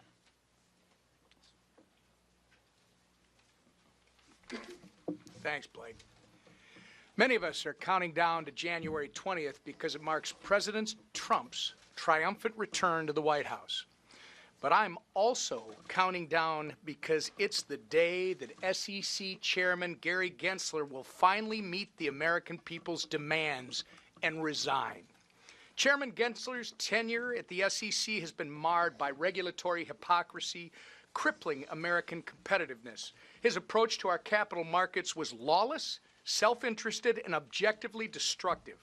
He's been an incompetent cop on the beat, pushing American firms into the hands of the Chinese Communist Party, and will undoubtedly go down as the worst SEC chair in the history of this country.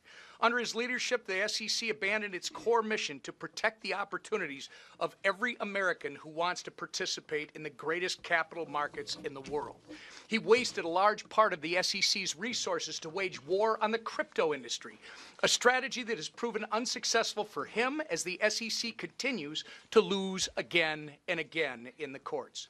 Corruption under Gary Gensler ran so deep that a federal judge took the unprecedented step of imposing sanctions on the SEC for misrepresenting key facts in the debt box case, ultimately costing taxpayers $2 million in legal fees. In 47 days, America will no longer be embarrassed by the mockery Chairman Gensler has made of the SEC. President Trump will fulfill his mandate for change. With our first pro-crypto commander-in-chief, the SEC will work for the American people again, not against them. A new day is coming, and I look forward to working with President Trump and his new SEC chair to deliver on our America First agenda for the digital asset community. With that, I turn it over to the Raging Cajun, our leader, Steve Scalise. Thank you, Whip. Well, a new day is coming indeed. I hope you all had a great Thanksgiving. Good to see you all here. And we had a really, really good meeting with our members and members-elect upstairs. And you see, with the 31 members coming in, a lot of energy, a lot of excitement about what's ahead, what we can do to get this country back on track. This morning, I also unveiled the schedule for next year and laid out the new calendar. And you see in that calendar a very ambitious agenda, the ability for us to get a lot of things done for the American people that we talked about during the campaign. We're already working very closely, the Speaker, our whole leadership team, with the Trump transition team so that we can all hit the ground running and be on the same page, focused on delivering lower energy costs for families who are struggling, border security that so many people are counting on, the ability for us to stabilize our tax code so we can prevent a multi-trillion-dollar tax increase on families all across this country, getting rules and regulations under control so that the massive alphabet soup of federal agencies up here don't wake up every day trying to figure out how to shut down American manufacturers, but in fact, how they can go and help enforce the rules fairly so that America can be dominant again in job creation against our competitors around the world. That's what this Republican agenda is going to look like to deliver relief to those hardworking families who've been struggling for way too long, and we cannot wait to get to work working on and delivering on those promises with President Trump. And again, that work has already begun. Those meetings are already taking place between our leadership, House and Senate, as well as President Trump's transition team. They're not waiting until Inauguration Day. We are already working on those things now so we can hit the ground running day one, and we have a calendar built out so that we have the opportunity to deliver for those families who are counting on us and to deliver this mandate to the American people so that we can actually go and get those things done. The man who's leading our effort is the Speaker of the House, Mr. Mike Johnson. Thank you, Leader Scalise and the whole team here. We had a great meeting this morning. I want to welcome you all back. Hope you had a blessed Thanksgiving with your families. And we're now entering the Christmas season, and there's a great spirit on Capitol Hill. We lit the Capitol Christmas tree last night, and it's all lit up, and everybody's fired up. We had a great meeting with all the House Republicans this morning. There is a great energy, Shout out to Mike Johnson, Leader Scalise mentioned, that people are excited about what we were able to achieve in electing another Republican House majority, keeping the majority, and ensuring that we had the majority in the Senate, and now President Trump returning to the White House. So unified Republican government. It gives us an extraordinary opportunity to... Ladies and gentlemen, I wanted to break it off a little bit. I'll be back here so we can finish this speech with Mike Johnson. And I just wanted to play you something because there's a guy here in the chat. Shout out to Paul Davis. Shout out to Paul Davis. I hope you're having a good day, Paul. I just wanted to show you your Democratic legend, the very good guy, the patriot, Joe Biden, who said he was never going to pardon his son, who, at the end of the day, pardoned his son. They said he was one of the greatest presidents of our generation when he stepped down for Kamala Harris. That's what y'all said. They said Bidenomics is working. That's why people are working 2-3 jobs, just so they can pay their bills and not be homeless. But I want you to watch this, Paul. Just let me know what you think. I have absolutely nothing against Biden, okay? I think he's not capable, has never been capable of being president of the United States. Same with Kamala. It's like jumping from frying pan to fire. That's what we're going to do if we elected Kamala Harris. But God said, hell no. But yeah, check this out.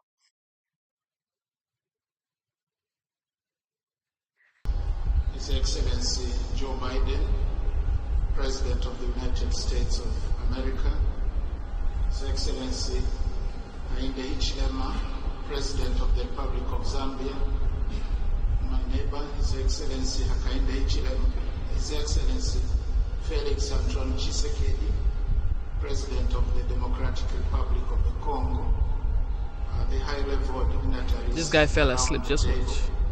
Distinguished guests. On behalf of Her Excellency Samia Suluhu Hassan, President of the United Republic of Tanzania, I am honored to join this high-level meeting on the Lobito Corridor, which is a regional interconnection project of immense significance, not just to Angola, the DRC and Zambia, but to the broader SADC region and beyond. Tanzania commends Angola and partners for this bold initiative to Is this the commander-in-chief? potential of Central and Southern Africa. Is this the commander-in-chief that you guys were saying was ready? This right here is the guy, the Democrat, were saying was ready for round 2. This guy is ready for round 2. He's ready to be the next president of the United States. He's ready to be the 46th and the 47th president of the United States. Like, what is this? Look at him. I have Democratic friends, or Democrat friends, that said, even after they watched the debate with Trump and Biden, they said Biden still did better than Trump. What is going on, guys? This man can't even keep his eyes open. Oh my God. The DRC and Zambia, but to the broader SADC region and beyond. Tanzania commends Angola and partners for this bold initiative to unlock the economic potential of Central and Southern Africa by linking this region to the Atlantic Ocean. The Lobito Corridor, therefore, demonstrates how infrastructure can be a catalyst for socio-economic integration, trade facilitation. And he did this in Angola, Africa. Okay? He did this in Angola, Africa, guys. Not even in the United States. I mean, if you did it at home, if you did it in your home, it's like, okay, cool. We're going to take you like that. But he did this in a foreign land, guys. Disgracing the United States. Look at him. Technology transfer and regional development. By bolstering connectivity, the Lobito Corridor will not only facilitate the movement of people, goods and services, but will also promote shared prosperity and inclusive growth across the region. Tanzania is no stranger to such aspirations, as it already links landlocked countries in Central Africa with the Middle East, Asia and the Far East. The Tanzania-Zambia Railway, in short TAZARA, and the oil pipeline TAZAMA, all connecting the hinterland to the Indian Ocean, have facilitated connectivity, cooperation, and shared prosperity since the 1970s. And through the SADC protocols on transport, communication, and meteorology, Tanzania is already linked to her neighbors. Yo, the camera guy is a bad person, guys. That camera guy is a bad person. Come on, camera guy. And the wider region, enhancing the movement of people, goods, and opportunities across borders. TAZARA is an interstate rail link which allows trains to move from Tanzania to some SADC member states, including Zambia, Zimbabwe, and South Africa. Tanzania extends profound gratitude to the United States for its steadfast support in advancing the development of the Lobito Corridor. The U.S. commitment to this transformative project reflects its enduring partnership with Africa and its recognition of the catalytic role of infrastructure in development. In the same vein, we would like to commend the support of AFC and other partners for partnering with the U.S. in support of the development of the Lobito Corridor. Tanzania views the Lobito Corridor as an integral part of a broader strategy to enhance connectivity in Africa. We also appreciate the fact that the implementation of the project will provide important opportunities for Africa's development in sectors such as agriculture, renewable energy, digital transformation, trade and logistics along the corridor. Tanzania is already undertaking internal consultations aiming at aligning this project with national priorities and other bilateral and regional commitments. In closing, allow me to reiterate Tanzania's commitment to regional integration and shared prosperity. We note the progress made on the development of the Lobito Corridor and commend the visionary leadership that has brought this initiative to life. And it is through such partnerships and innovations that Africa's Agenda 2063 will be realized. I thank you. Thank you, Mr. Vice President. I'd like to turn it over to the AFC, the African Finance Corporation. Mr. Soumaila Sbarro has been a fantastic partner to this project. The AFC has invested across many projects across the corridor and has been a great partner to making this, to realize this investment together, having a partnership with the United States together with you in promoting this project as an investable, bankable, and commercial project. Mr. Sbarro. Thank you. Your Excellencies, President João Lorenzo of Angola, our gracious host, President Joseph Arabadi of the United States of America, President Philippe. Yeah, he's tired. He's ready to go home to Jill, 100%. Jill is like, baby, come home. Don't worry, I got you. Warm bath, warm bed with candles. You know, I mean, it is what it is. This is not to, shame anybody, but he's tired. He's not ready for this. Okay, he's tired of this. And I wonder why he even wanted to run again. He's absolutely too tired. And thank God we never got Kamala, because Kamala would have done worse, because she would just be laughing. Like, come on. You can't be laughing around. Anyway, let me show you what a true commander-in-chief looks like.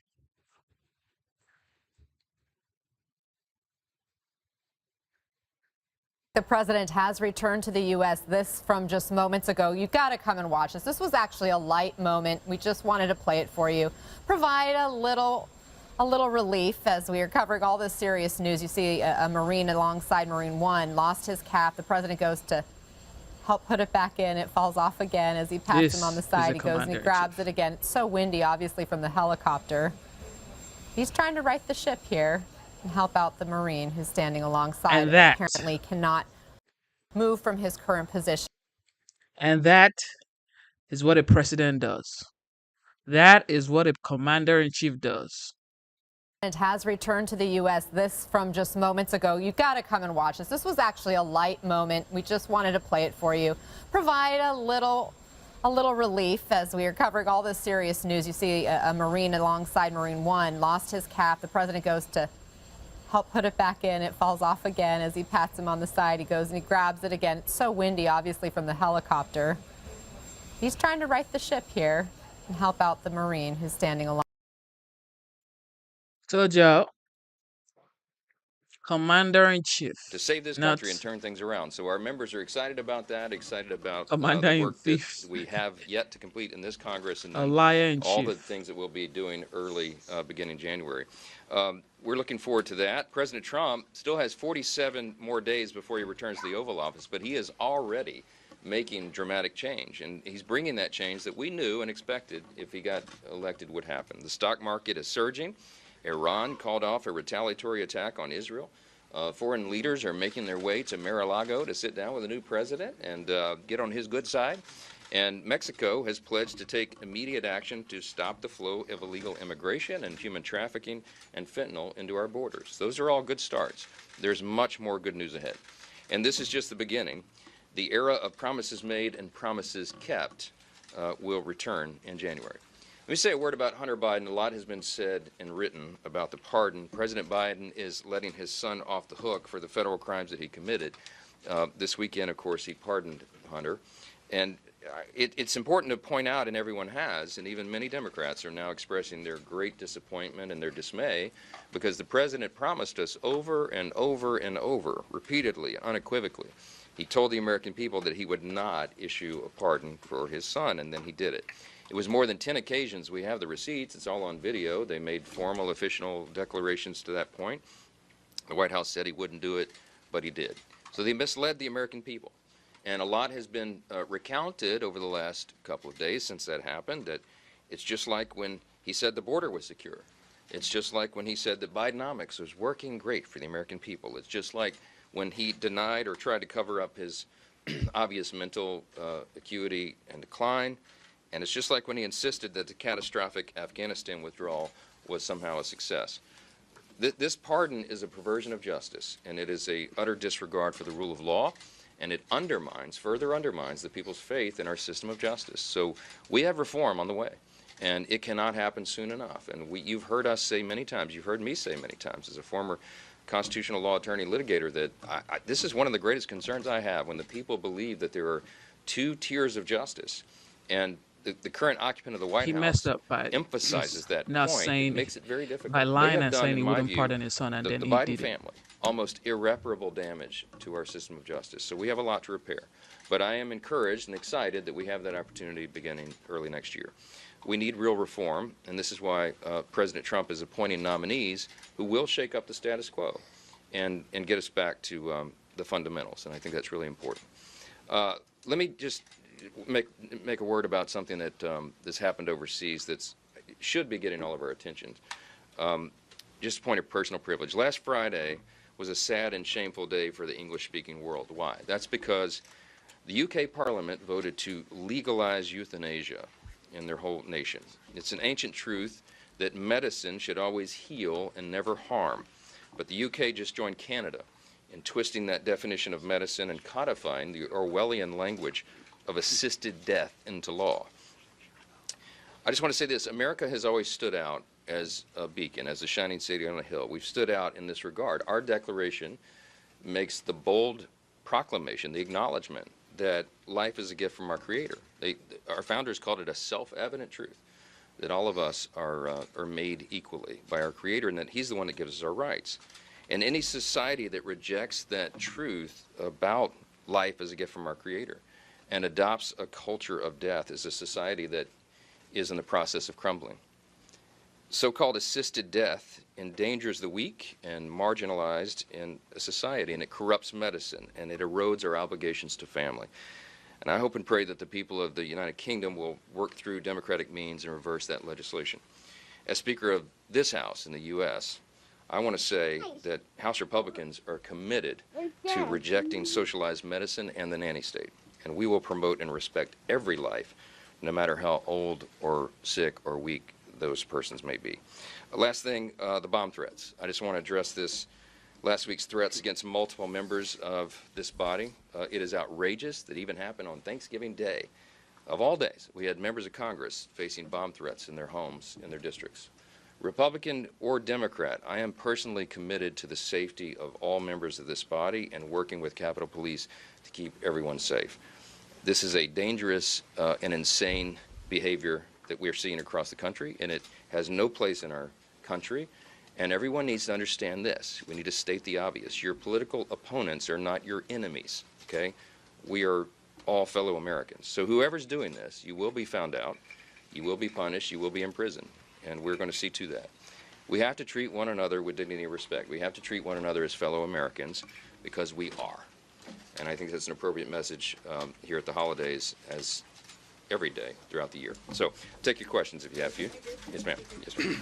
With the California race being called in favor of Democrats yesterday, it looks like House Republicans are going to have an even stronger majority than last time, perhaps even one seat with the 3 vacancies that are coming up. How do you plan to keep your conference in line and to be able to pass this agenda that you said?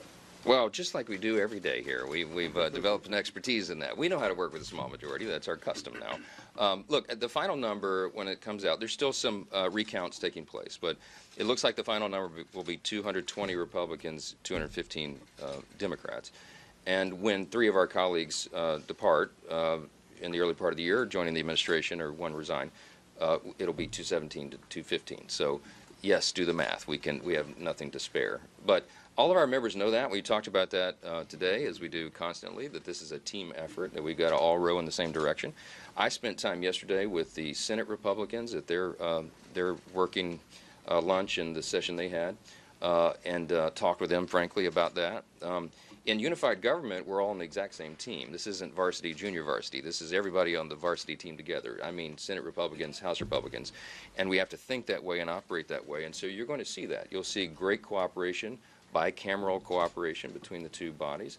And we'll deal with a one-seat majority, just like we will when we fill those other seats, 3 or 4, whatever the final number is. We'll get those filled by, I think, late spring. And we will proceed. The first 100 days agenda is going to be very aggressive. We have a lot to fix, and as we've been saying all along, we could be the most consequential Congress of the modern era because we got to fix everything. We're working very closely with President Trump and his new team that he's assembled for policy and legislation, and we're excited about the days ahead. So I can tell you every Republican in the room is excited about that. Everybody wants to be a part of the great reform that we're going to bring to the country. And we can't wait to get started in January, so we're looking forward to that. Yes. Last week, the Biden administration requested to attach to upcoming CR additional aid to Ukraine to $24 billion. Do you planning to do that? What is your position? I'm not planning to do that. There are developments by the hour in Ukraine.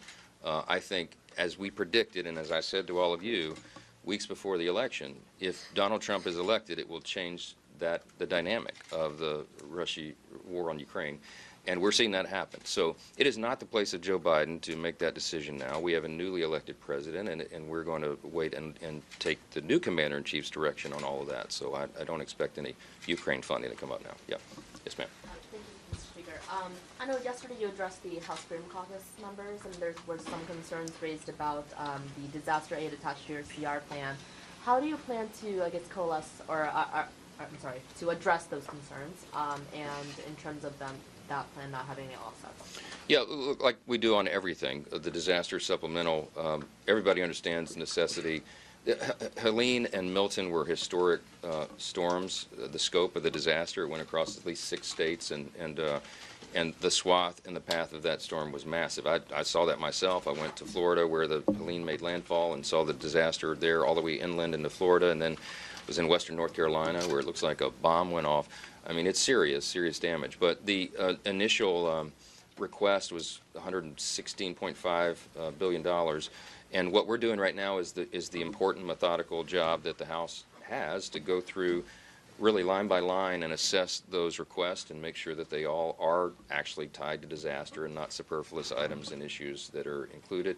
That's what the discussion with Freedom Caucus was about, and with other members, because we have to be good stewards of the resources. We have a huge national debt, and we have obligations to take care of, but we have to do that in a fiscally responsible manner. So that's the discussion going on right now. I don't know what the final package looks like, but we have to make those decisions here pretty quick, and those discussions will continue. Okay. On the euthanasia comments about the euthanasia, it's often called medical assistance in dying here in the U.S., and there are several states where that is legal. It's also legal in the District of Columbia. Do you think this should remain a state decision? Are there any federal actions that you think should be taken to prevent this from further spreading, or take any action to... Oh, yeah, he's going to pardon himself. The District of Laney Duncan, the yes, he's action going in to the pardon UK himself. brings it to the forefront, he and has it's something we've been watching the developments for years. I suspect we'll have conversations about that, but we don't have any legislation planned at the moment that I know of. But it's going to have to be part. Shout out to everybody for tuning in. You know what time it is. It is your boy Genesis. Yes, y'all. Yeah. Biden pardoned his son. The only thing that I have against that is he lied and said he wasn't going to pardon his son. If he had said, you know what, I'm going to look into it, I'm going to check what happens, I cannot give you an answer right now. Maybe in future we'll talk about it. But he kept saying, I will not pardon my son. I'll let the jury and the DOJ handle business. I believe in the justice system. I believe it's fair. And then 2 years later says, I pardon my son. releasing this statement last night that reads in part, no reasonable person who looks at the facts of Hunter's case can reach any other conclusion than Hunter was singled out only because he is my son, and that is wrong. There has been an effort to break Hunter, who has been 5.5 years sober in the face of unrelenting attacks and selective prosecution. In trying to break Hunter, they're trying to break me. Hunter Biden said this, quote, I will never take the clemency I have been given today for granted and will devote the life I have rebuilt to helping those who are still sick and suffering. The pardon covers all offenses committed by Hunter Biden between January 1st, 2014 and December 1st, 2024. It also includes crimes he has yet to be charged with. Joining me now is the New York Post columnist and Fox News contributor, Miranda Devine. Miranda, thanks very much for weighing in on this. And really, that last part of this pardon really got me. The fact that this covers everything. It is a blanket exoneration from the federal gun charges, the drug charges, the money laundering charges from the Oversight Committee, even crimes he has yet to be charged with. It's over. Your reaction? Absolutely. I mean, this is the most sweeping, the broadest pardon in history ever. Full and unconditional pardon going back 11 years. And of course, we know the significance of that. That covers all the influence peddling that went on in Ukraine that implicates Joe Biden specifically because of the firing of that prosecutor who was investigating the Ukrainian energy company paying Hunter at that stage $1 million a year. So that really is a pardon for Joe Biden. He is preemptively making sure that no investigator can ever get to the bottom of that malfeasance at that time and how he sold out the country during his vice presidency. And look, I mean, I think the only surprising thing about this is that anyone is surprised that Joe Biden is a liar. It is hilarious to hear even now on CNN and MSNBC that they're swallowing the blarney that Joe Biden just decided this on the weekend. Yeah, I know. He always intended to pardon Hunter, and we always knew that. Exactly. I totally agree. They make believe like, oh, yeah, we had a family meeting over the weekend on Thanksgiving. Yeah, right. But look, I want to get your take on what's next because I spoke with Warren Davidson earlier. Congressman joined me, and he said next up is going to be Joe Biden pardoning his son. I'm sorry, his brother, Jim Biden. So first his son and then his brother, Jim Biden. That's going to make it even more complicated to corner him on this money laundering. Here's Warren Davidson with me earlier in the show. Watch. Part of it was they didn't want the discovery of Hunter Biden on the stand and being cross-examined. And so I think the other part of the tell will be, does it expand to other members like Jim Biden and Joe Biden himself? So you think Joe Biden, before he walks out of office, is going to pardon other family members? Yeah, I think a lot of people will be surprised if he doesn't. And I would assume that he will, just based on the work that the House Oversight Committee's already done. But you never know. I mean, we'll see what it goes. I mean, Joe Biden said he wasn't going to pardon Hunter either. So we'll see where the scope of this goes. But the timing really is interesting. Miranda, Peter Schweitzer is on Twitter saying, yes, the next pardon is for Jim Biden, Joe Biden's brother. What do you think? Yes, definitely that will happen. I mean, why wouldn't he? He's already taken the political hit for giving Hunter this broad pardon. So no doubt he'll do the same thing for Jim Biden. Gosh, why not go back 20 years, 40 years? The sky's the limit. Joe Biden has proven that he is basically Teflon in the eyes of CNN, MSNBC, New York Times, the rest of them, who will just pardon him any egregious lie or infraction. This is a man who is so mendacious that it is really very fitting that one of his final acts before he leaves office is to break yet another promise that he made to the American people. Well, what about all of those people who are sitting in prison right now for trying to protest the election last time for January 6th? You wrote all about this last week. Miranda. I mean, it gets me that with one, swipe of his pen, Joe Biden can erase everything that the Oversight Committee has done regarding Hunter Biden. And yet, in the last 10 years, the attacks on President Trump has been nonstop. And the attacks on Trump supporters have been nonstop, so much so that there are people sitting in jail right now because they went to Washington to try to push back on election 2020. Your reaction? That's right. I mean, people who were not violent, who walked through an open door, who did nothing more than trespass, even though there were no police or anybody telling them not to do it. And they're languishing in jail. And many of them spent years in jail without trial. This has been cruel and unusual punishment. And I think Hunter Biden's egregious pardon here from his father just paves the way, makes it a lot easier for Donald Trump to pardon these January 6 prisoners, without any pushback. Unbelievable. Now, do you think Kash Patel will get confirmed? Trump officially nominating Kash Patel for the director of the FBI role to replace Christopher Wray. I spoke with Kash Patel last week on how faith in government agencies can be restored after being weaponized under the Biden administration and the Democrats' rule. Watch this. One thing is for sure, Trump was definitely going to pardon the J6ers. I mean, that's not even a conversation. He already said he was going to do it. And that's the difference between the OG, the legendary Donald Trump, the 45th and the 47th president of the United States. And that's the difference between him and Joe. Joe says, I will not do it.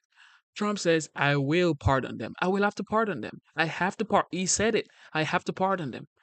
But Joe is trying to be Mr. Nice Guy, trying to be the patriot, trying to be the good guy because his voters think he's some saint from heaven. Like, oh, he stepped down for Kamala Harris. He's so noble. He needs the Nobel Peace Prize. Oh, look at him. He's a good guy. He even said he's going to let his son go to jail. Oh, he believes in the Justice Department. Not like Trump. Trump is the bad one. Joe is the good one. Well, there you have it. Joe ain't no good one. Never been the good one. Always not been the good one. He has never been the good one, guys. Never ever has he been the good one. So there you have it.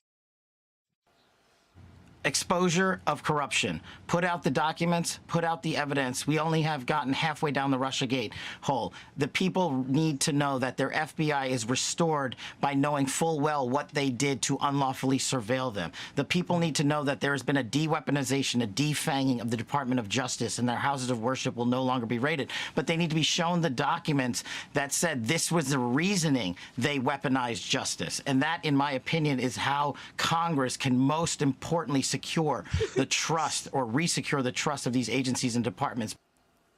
Miranda, what do you think? Does he get confirmed? And number two, do you think he'll be effective in returning trust to the FBI and DOJ? Well, he should be confirmed. Donald Trump has earned the right to have the people that he wants in those positions. I guess it takes 4 Republicans to refuse, but there ought to be enormous pressure on them from the Republican side to ensure that they do the right thing and allow the president to have Kash Patel, who will be a breath of fresh air and just the thing that the FBI needs to restore itself. I mean, anyone who cares about the FBI and wants it to continue or at least be restored to a proper crime-fighting organization ought to be cheering. And the difference here is when he pardoned his son, there's absolutely nothing wrong with you pardoning your son, because that's what I would do. I would pardon my child. Why would I say I'm not going to pardon my son or my daughter? Well, I don't have a son, I have a daughter, but it's like, why would I say I wasn't going to pardon my daughter? I will 1000% pardon my daughter. However, when he did it, guess what? The Democrats were saying, well, Trump pardoned his daughter's husband's father.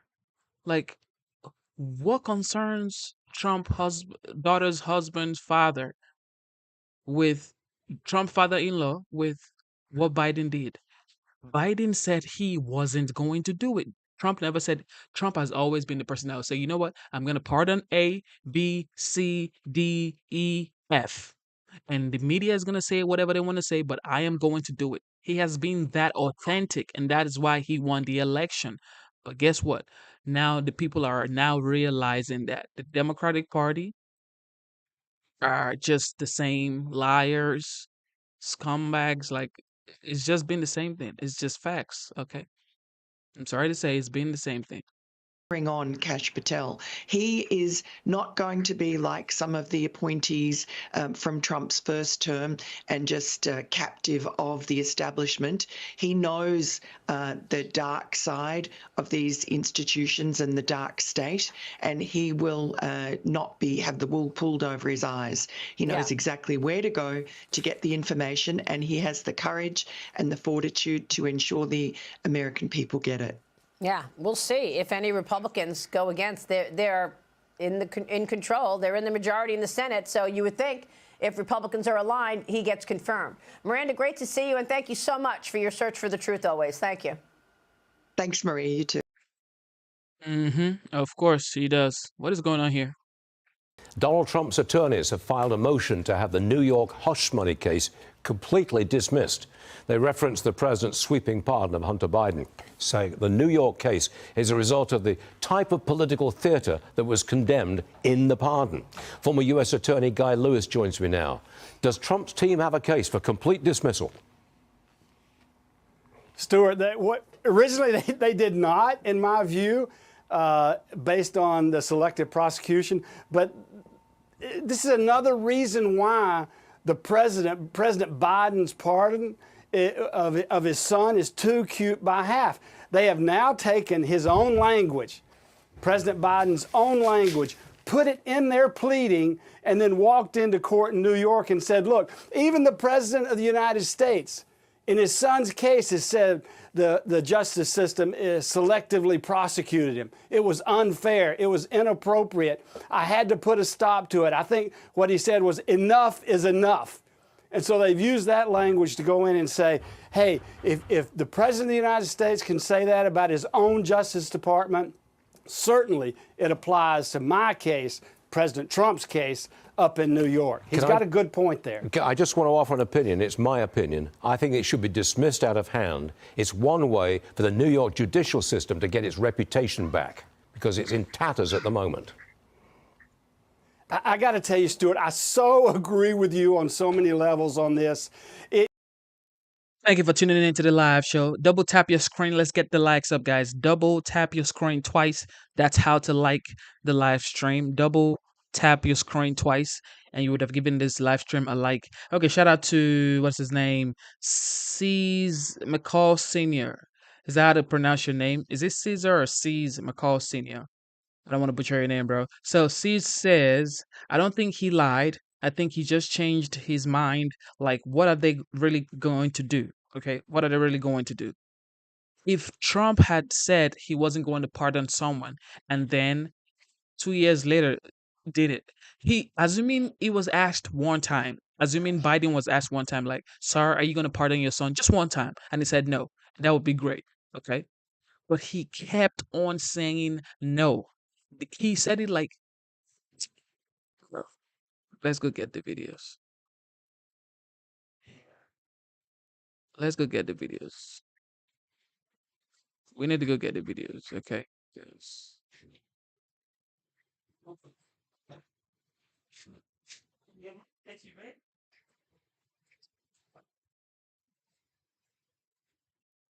I need to go get the videos.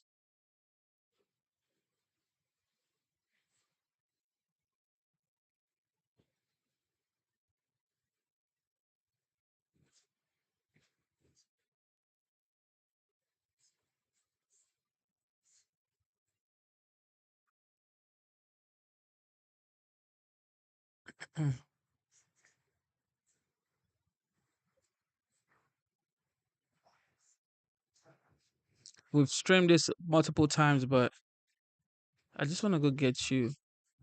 Let me see.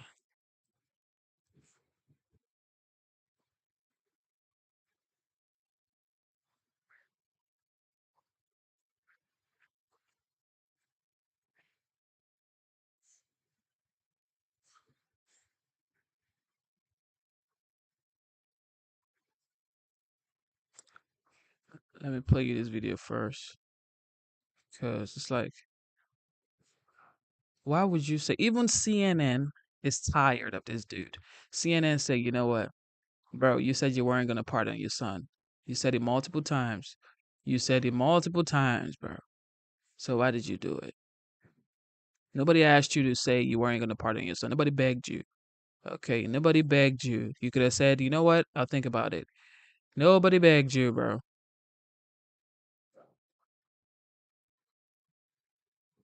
Nobody begged you.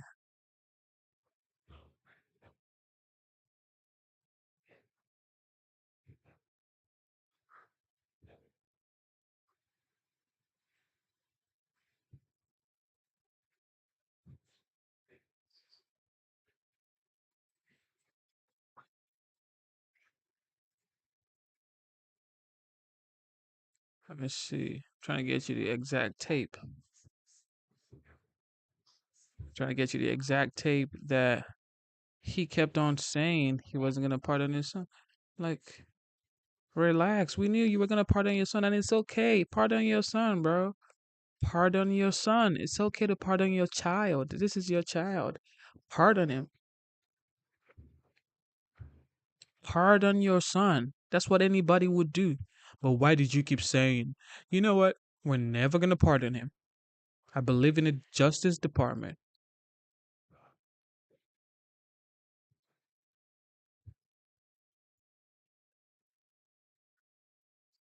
And then he kept saying he wasn't going to pardon his son. Like, God, let's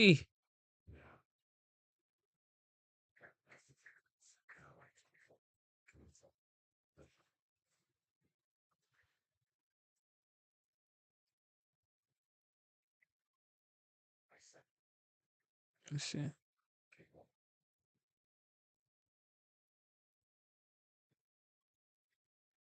For some reason, it's like when you're looking for something, you never find it.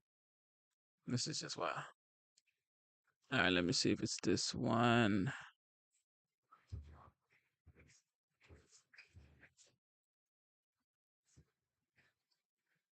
All right, I think this is it right here.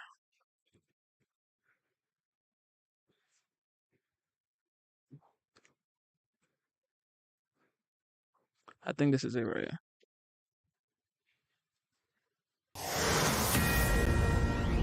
As we sit here in Normandy, your son Hunter is on trial, and I know that you cannot speak about an ongoing federal prosecution. But let me ask you, will you accept the jury's outcome, their verdict, no matter what it is? Yes. And have you ruled out a pardon for your son? Yes. Welcome back to Sunday Night in America. Even though he said he would not, President Biden has issued a broad pardon for his son, Hunter. Hunter Biden has been convicted of gun and tax charges, and that was with Merrick Garland running DOJ. Who knows what would have happened with a less friendly face at the top of the prosecution pyramid? But we won't ever know because the pardon is so expansive. In other legal news, President-elect Donald Trump has named Kash Patel as the new head of the FBI, which means current director Chris Wray will not complete his 10-year term. Kash Patel is a former federal prosecutor and a former federal public defender. He also helped find the source of the funding for the Steele dossier and uncovered FISA abuse when he worked on the House Intelligence Committee. The media and the left are pulling their hair out, but then again, both believe the Russia collusion hoax in the first place. Joining us now are Katie Cherkasky and Tom Dupree, two very, very fine lawyers who are going to help us dissect this. Katie, let's start with you. I, for one, I guess because I'm so cynical, I never believed President Biden when he said he wasn't going to pardon his child. Are you surprised at the pardon? Absolutely not surprised at all. The only question is why he carried this on for so long at the great expense of American taxpayers. There has been so much weaponization of the Justice Department, and this is yet another example. He was asked time and again whether he would pardon him, whether he would commute his sentence. Here's another one. Let me play you this one. They kept saying no, no, no. Like, nobody begged you to say no. Just say, okay, we're going to begin with a Fox News alert. President Biden pardoning his son Hunter despite previously saying he would not use the pardon power on his son. Both Democrats and Republicans criticizing the move, with one Democrat lawmaker saying Biden, quote, got this one wrong. You're watching Fox and Friends First here on a Monday morning. I am Todd Pyro. At times getting frustrated when asked multiple times about the possibility. Is there any possibility that the president would end up pardoning his son? No. Well, I just said no. I just answered. Go ahead. Go ahead.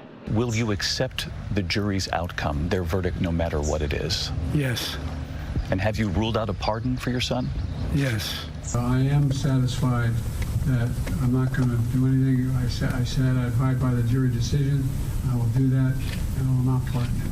Does the president have any intention of pardoning him? We've been asked that question multiple times. Our answer stands, which is no.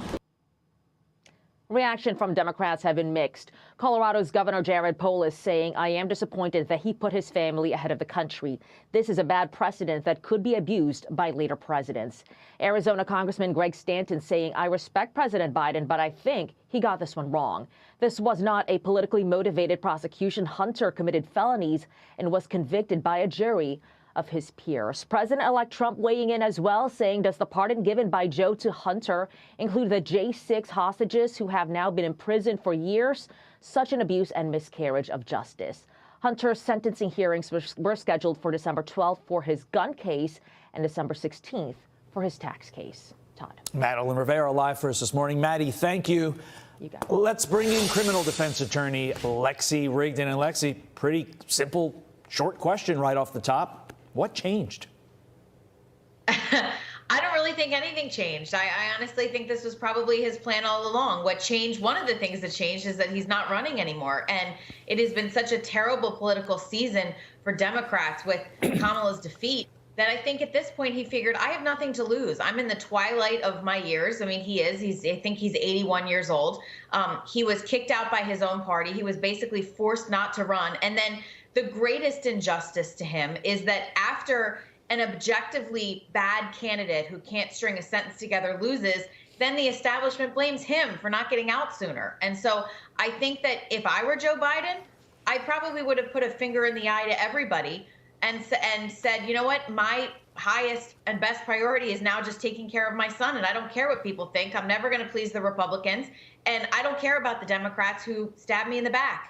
I think that's the explanation. The only thing that changed in my mind, the election is over. To your point about him not having really sort of anybody he's beholden to anymore, and the candidate that replaced him getting beat soundly. I want to focus on the law now, Lexi. The pardons language covers all offenses, including ones he has not yet been charged for. Is that how pardons work? Sort of this blanket immunity for all illegality, regardless of whether it's been discovered yet? Well, that is very interesting. It's very broad and sweeping, and it covers a 10-year period. And you look at presidents who have pardoned family members before. In the case of Roger Clinton, he had already served his sentence.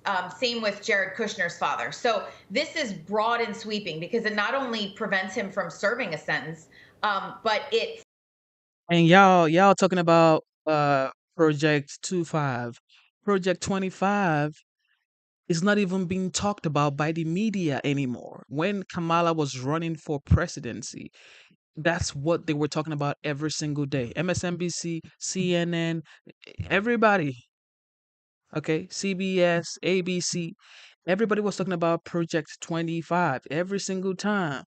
Project 25, Project 25. Y'all need to go ready. Project 25, Project 25. As soon as Trump won, nobody's talking about Project 25 no more. That's how you know it's a lie. That's how you know it's a lie. When something is, even if it has a small ounce of truth, you would still say it once in a while. You still say, you know what? Y'all still need to go check out Project 25. Or, you know what? This is still part of Project 25. He said it was going to, before people in Project 25, he said it was going to nominate people like Pete Hegseth in Project 25. And now he's doing a lot of stuff that you guys can actually attribute to Project 25, but you guys are not even talking about Project 25 anymore. Because now it's like it has always been a lie.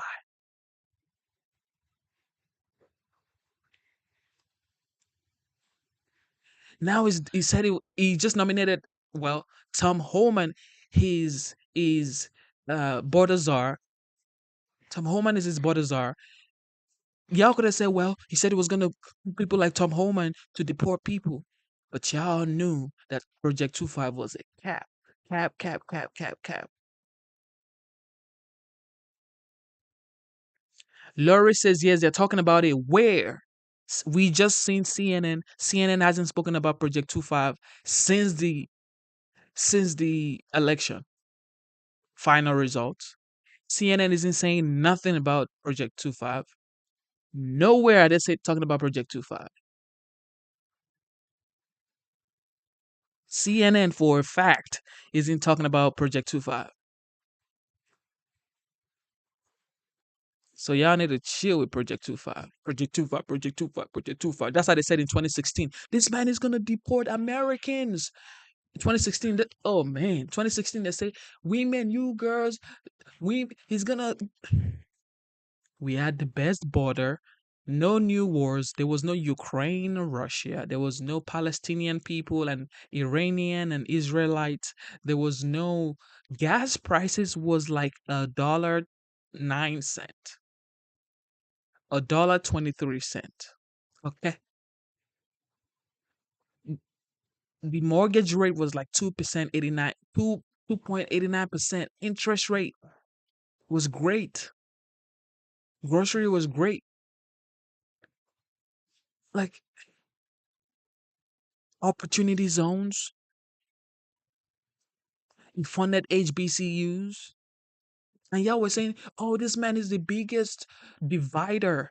If he was the biggest divider, why did he fund HBCUs record funding?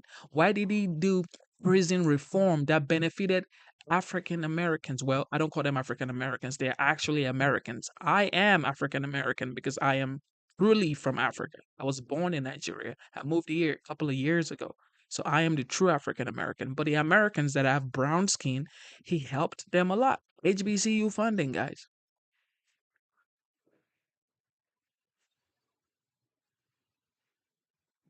Think about that.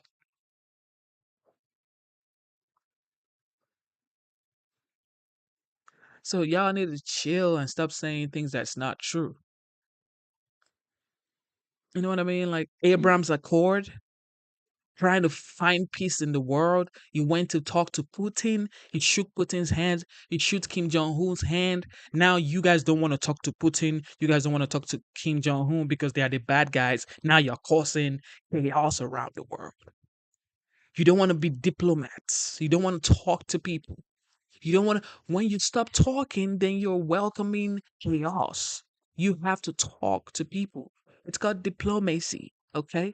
You cannot be a leader without having diplomacy. You have to be able to talk to other powerful leaders and negotiate peace for the benefit of your people.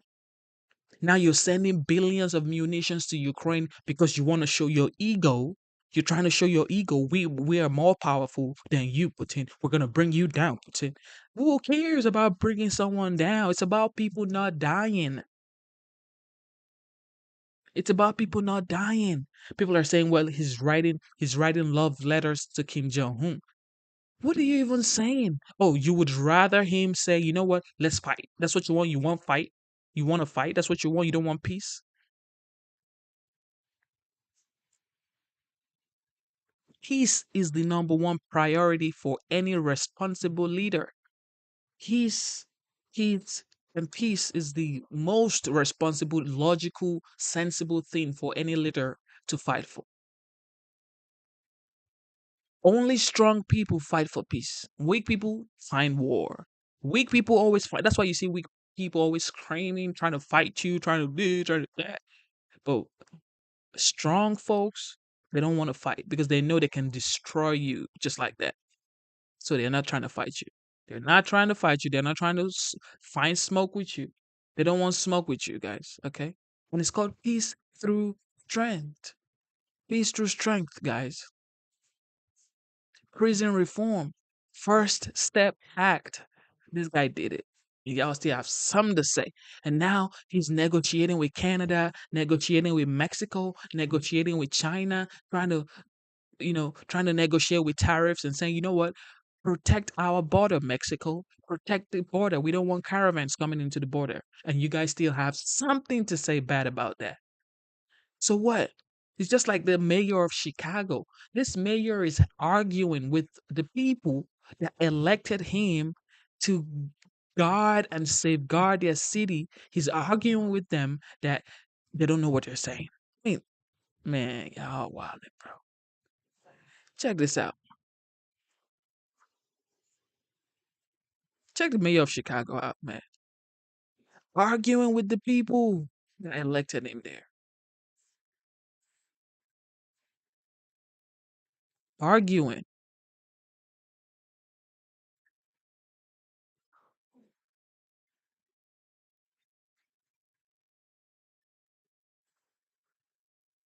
Arguing with your people. Your people are telling you what they want. The people. This isn't like strangers telling you. Your people who actually elected you to be the mayor. You are arguing with them. You're supposed to listen to your people. That's why you lost. That's why Kamala lost. Because you guys don't listen to the people. The people say they don't want boys in girls' bathroom. They told you. Yet you want to tell the people they're uneducated. They don't know what they're saying. It's like, what? We are electing you. You're not electing us. Listen to us. Listen to the people. The people are telling you the taxes are too high. The border isn't secured. The people are telling you that all of this money you're sending around the world, funding nonsense, you should stop it. The people are literally telling you, and you kept saying they don't know what they're saying. Of course, that's why Trump would win, because Trump listens to the people, guys.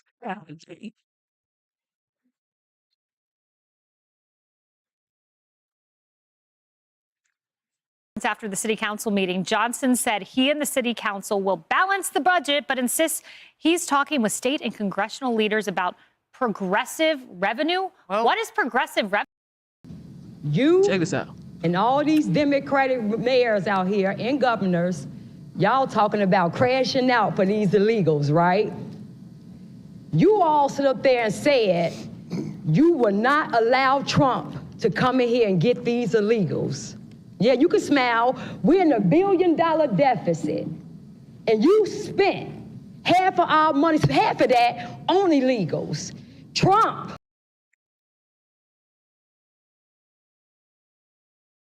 Trichet, I don't want to butcher your name, bro. Trichet, sister, rather. Trichet Glory. Trichet Glory. This is your sister right here. Because I know you are brown skinned. This right here is your sister telling the mayor of Chicago what to do. And this is a woman telling her mayor what hurt her and her people, and yet not listening. Sees McCall Sr. This is your sister right here. Telling their mayor what they want. The mayor is saying you don't know what you're saying. You're not educated enough. I mean, godly. And you spent half of our money, half of that on illegals. Trump. You see what I mean? Trichet Glory says she's delusional. This is why Kamala and the Democrats in 2028, 2032 will continue to lose, Trichet. You guys you will continue to lose in 2028, 2032 because of these types of comment. She's delusional. She's uneducated. She doesn't know what she's saying. Listen for a change. Tom Homan, make an example out this right here first. Please come here first, because you know what? We're going to help you. We want a forensic Ma'am, I would ask that you keep your... Hold on a second. Stop her time. Our mayor is embarrassing us, y'all, around the world. And you all took the power back from him to say the city of Chicago is out of the business of funding illegals. We are out of the business of prioritizing non-American citizens on top of the American citizens who go out in this cold weather every day to make money to pay their taxes. You so strong about protecting those aliens, but you won't do nothing for the U.S. citizens. Here you are with another gritty property tax hike, trying to push the have-nots to house your precious illegal immigrants. You told Trump you ain't gonna blink? Well, we ain't either. You ain't above the law, And where you going to run to when Trump pulls that Trump card out on you? I will make it my duty to try to get my gun to perform an Operation Great Lord 2.0 in Chicago and lock all of you crooked Democrats and judges up. And it's just like that. This is the election in a nutshell. I mean, if you could sum it up, you have progressive radicals who say, let's fund illegal immigrants over American citizens like Brandon Johnson. And then you have Trump increasing his numbers double digits among all kinds of demographics. People in MAGA hats saying, we're rejecting this, Brian. Governor Pritzker, too, said, you come from my people. You got to go through me first. Mayor Brandon, whatever his name is, Johnson comes out. How do I forget the name Johnson? That's okay. Pretty low. But he comes out and says, we have repaired the. And there you have it, guys. This is why Paul Davis, this is why you guys, the Democrats, Tricia, this is why you guys, McCall Sr., this is why the Democrats will lose in 2028 and 2032. This is my predictions, okay? I'm not saying it's going to be for sure, but this is my predictions. Just like I predicted 2024 election, I said Trump was definitely going to win the election because Kamala wasn't authentic. She wasn't listening. They say, what is the different thing you're going to do?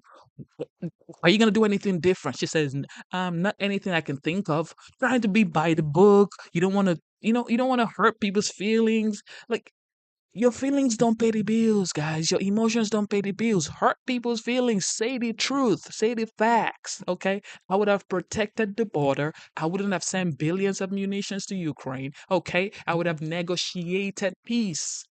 Golly, y'all.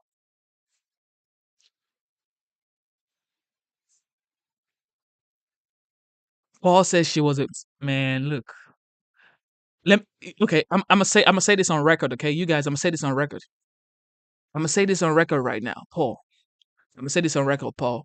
If Tulsi Gabbard runs for president of the United States, Paul, he's gonna be the first woman to be the president of the United States, female. If Tulsi Gabbard runs for presidency, bro, he's gonna win, and that's it. I don't care what nobody says. That girl is gonna win the presidency of the United States because she's authentic. Someone like AOC may try. Someone like AOC, but someone like, because you have to be authentic. You have to say, you know what? I am going to close the border, guys.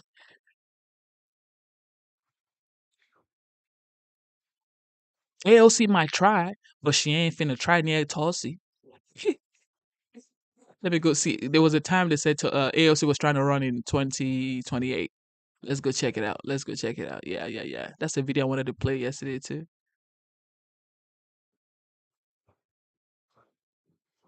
Let's go check. Let's see. Oh yeah, this is it. Yeah, AOC was planning on running for 2028. She might run in 2028. That's something, Dems be trying too much, but AOC might run in 2028, guys. Check this out.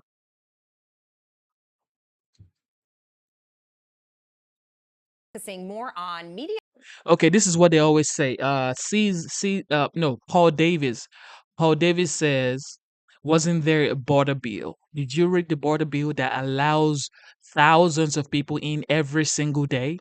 So you're writing a border bill. The border bill is supposed to be a bill to protect the border. Yet the border bills allows thousands of people to come in every day.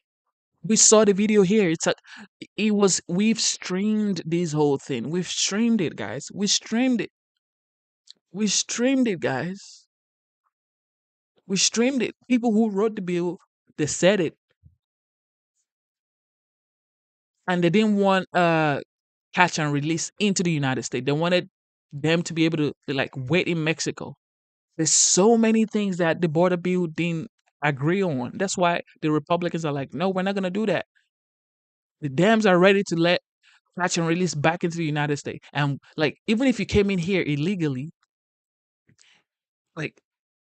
you should come in here legally first if you are trying to seek asylum. Not come in here illegally, then come seek asylum. Those were part of the things that was in the border bill. That's why you need to go check out the border bill, man. platforms instead of policies. The New York Times with this story last week, quote, Republicans built an ecosystem of influencers. Some Democrats want one too. Democrats were badly outflanked online in the election, and progressive influencers are now trying to create networks to be a left-wing answer to Turning Point USA. The CEO of one company trying to launch liberal influencers told the Times, quote, we got killed in alternative media. Republicans have been investing in that space for years. And on the left, we've treated creators who are not in legacy media. Paul is asking me, have I read it? I just told you thousands of people are supposed to be coming in every day. Even if you came in here illegally, you could still seek asylum. How is that asylum if you came in here illegally? Huh? Catch and release into the United States. Those were the things that was part of the bill. And you're still asking me, have you read it? Can you hear me? As gig workers. Joining us now is the founder of Turning Point USA, Charlie Kirk. It's great to have you on the program. And what is your reaction to the fact that the Democrats are now trying to copy the Republican model because they realized how successful it was with Donald Trump in the election? Well, they've finally woken up that their strategy hasn't worked. In the 1920s, radio was finally used in American politics. The 1960s, of course, we remember the first televised debate of Nixon v. Kennedy. This election will go down in the history books of where long-form podcasting changed the way that voters made their decisions. At Turning Point USA, we built an influencer army over the last decade, and we were mocked by many on the left and the media saying, oh, that's a waste of time. That's just people talking in their echo chamber. Now, the smart people on the left are complaining to the New York Times that what we built actually made a sizable and significant and measurable difference this last election cycle. And President Trump deserves extraordinary credit here because he was willing to take the risk to go to long-form podcasting. It's very easy to say, oh, yeah, your candidate should do podcasting. No, that's 3 hours of no scripting, no breaks. You have no idea where that conversation is going to go, where it's going to weave, where what topics are going to be covered. Kamala Harris had an opportunity. You see, that's the difference. Paul Davis, that's the difference between you and I. You are being skeptical about your information. You said, but Trump said, don't pass it until I am maybe in office. No, that's what Kamala told you on the campaign trail. That's what CNN told you on their news media. Okay, MSNBC, Joy Reid, and all that people. Nah, bro. You need to go do your research. I don't just listen to Fox. I listen to CNN, everybody. Okay, you go check. All this stuff is public information, guys. It is public information. No. Kamala kept talking about, you know what, Project 2020. Nah, bro. Nah, that's what they said in 2016. Remember what Hillary said? Paul, this is for you, bro. Because for some reason I just feel like I need to keep talking to you. Paul, bro. Remember what Hillary said in 2016? 2016, she said, if this guy becomes the president of the United States, if he became the 45th, there will be nuclear situation. Remember? I mean, everybody remembers that, right? I mean, this is not like I'm capping. Everybody remembers that Hillary said in 2016 that if this guy is in charge of the nuclear code, there will be nuclear situation. Guess what happened? From 2016 to 2020, there was zero, bro. Zero Ukraine, Russia, zero Iran, Israel, Palestinian people, zero. But the good guys who are supposed to be the peaceful ones, the Democrats, they came in here and in less than 2 years, guys, in less than 2 years, Iran is flying BS into Israel. Israel is going to Palestine. It's like Ukraine, Russia. It's like, what? And you were supposed to be the peaceful, peace advocate? Man, y'all cat, bro. And this is why a lot of brown-skinned people are now converting to Republicans. They're converting in record numbers. Brown-skinned people are converting in record numbers into the Republican Party. The Democrats are losing brown-skinned people. They are losing brown-skinned people, bro. Because you guys have brainwashed them and they have now woken up and said, you know what? You guys are Man, you guys are the main scam, bro. You guys are the scam. You say you do this and you never do it, and you keep lying every 4 years. Just like Kamala said she was gonna tackle price gouging. So when she lost, you lost, and then what happened to your promise of price gouging? You could still work on price gouging until January. You could still work on price gouging now. That is going to help you in 2028 if you eventually want to run again, but you're not going to do it because you will never do it. She said, price gouging. I'm gonna give $6,000 to children. What did she call it? She called it some policy. She just like $50,000 for small businesses, $25,000 first time home buyers. Like you could still do it now. So by 2028, when you want to run again, it is going to help you. Child tax credit, $6,000. You could still do it now. Like you can literally do it now. So by 2028, when you run, because I know she would want to run again in 2028, which, oh God, it's going to be a disaster, guys.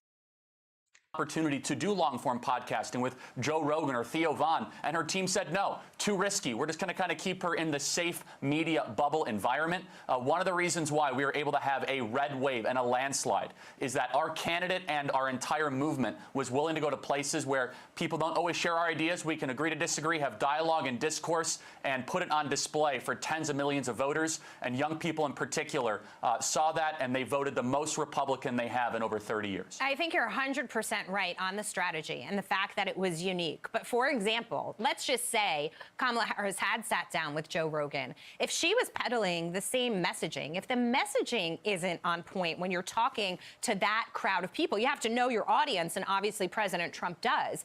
If she stuck with her messaging, I'm not necessarily sure it would have had the same impact for her. That's a very smart point. There's an argument. And of course, another reason why she lost, Sis McCall Sr. just said it right now. She's the vice president. She cannot do anything now. This statement right here was why Kamala lost. That's the first thing why Kamala lost. And whatever came next, which is like people voting for Trump are not educated people. But this comment right here that Sis McCall Sr. just put up here, this is the reason she lost. You know why? Because she said that Biden is the most consequential president of our generation, of our time, that Biden is like a mentor to her. So if Biden is like a mentor to you and you seem like somebody who is special and he sees you like, a prodigy, and he listens to you because you've always said that you were the last person in the room. So why couldn't you talk to him? Why didn't you say, sir, I know you listen to me, okay? Why don't you let us do $6,000 child tax credit? Why don't you let us do $25,000 first-time home buyer? Why don't you let us help first-time home buyers? Why don't you let us work on price gouging? Because the inflation is going wild. Let's do this price gouging thing. Even if it's this one thing we tackle, the people are going to respect you for it. Why don't you let us go to the border and make sure the border is secured? Why don't you let us do this? Because the election is coming, sir. Just like, you can never win a presidential election again, guys. I'm sorry. The Republicans are going to drown y'all. Be made that she would have done even worse if she sat down with Joe Rogan. So that their team had to kind of weigh it like, well, our candidate is not very good at defending her positions, and her positions are very unpopular. So should we put her into the lion's den of a 3-hour type conversation? And that is one of the other reasons why we were able to see such historic numbers this election. Yeah. Our ideas are just better, and they're not necessarily conservative or liberal. They're just common sense. We want borders, we want safe streets, we want sound currency, we want efficient government, we want a prosperous economy. Young people want to own homes, and the other side, they have radical left-wing positions that get exposed in that type of long conversation, of podcasting, of dialoguing, and social media, where you might be able to hide in a 7-minute type scripted television interview, but boy, when you go to a podcast host with no notes, those ideas get flushed out and the audience is able to judge absolutely significantly and correctly. And of course, when she had it handed to her on The View, a silver platter, golden opportunity, she couldn't even take that. And that wasn't the kind of format that we're talking about here. Of course, we're going to have much more with you, Charlie Kirk. So just hang in with us in just a moment right here on Sunday Morning Futures. Yeah, yeah, yeah, yeah, yeah, yeah, yeah, yeah, yeah, yeah, yeah. Oh man. Oh man. Oh man. Alexi says, no, no, no. Brain damage. Brain damage says, or how about the response to Iran? Don't. One word. Don't. Don't what? Didn't even listen to you. Don't what? Didn't even listen to her. Some are saying she could be the nominee in 2028, but if so, it sounds like she's taking a very interesting and smart approach. She's not dumb.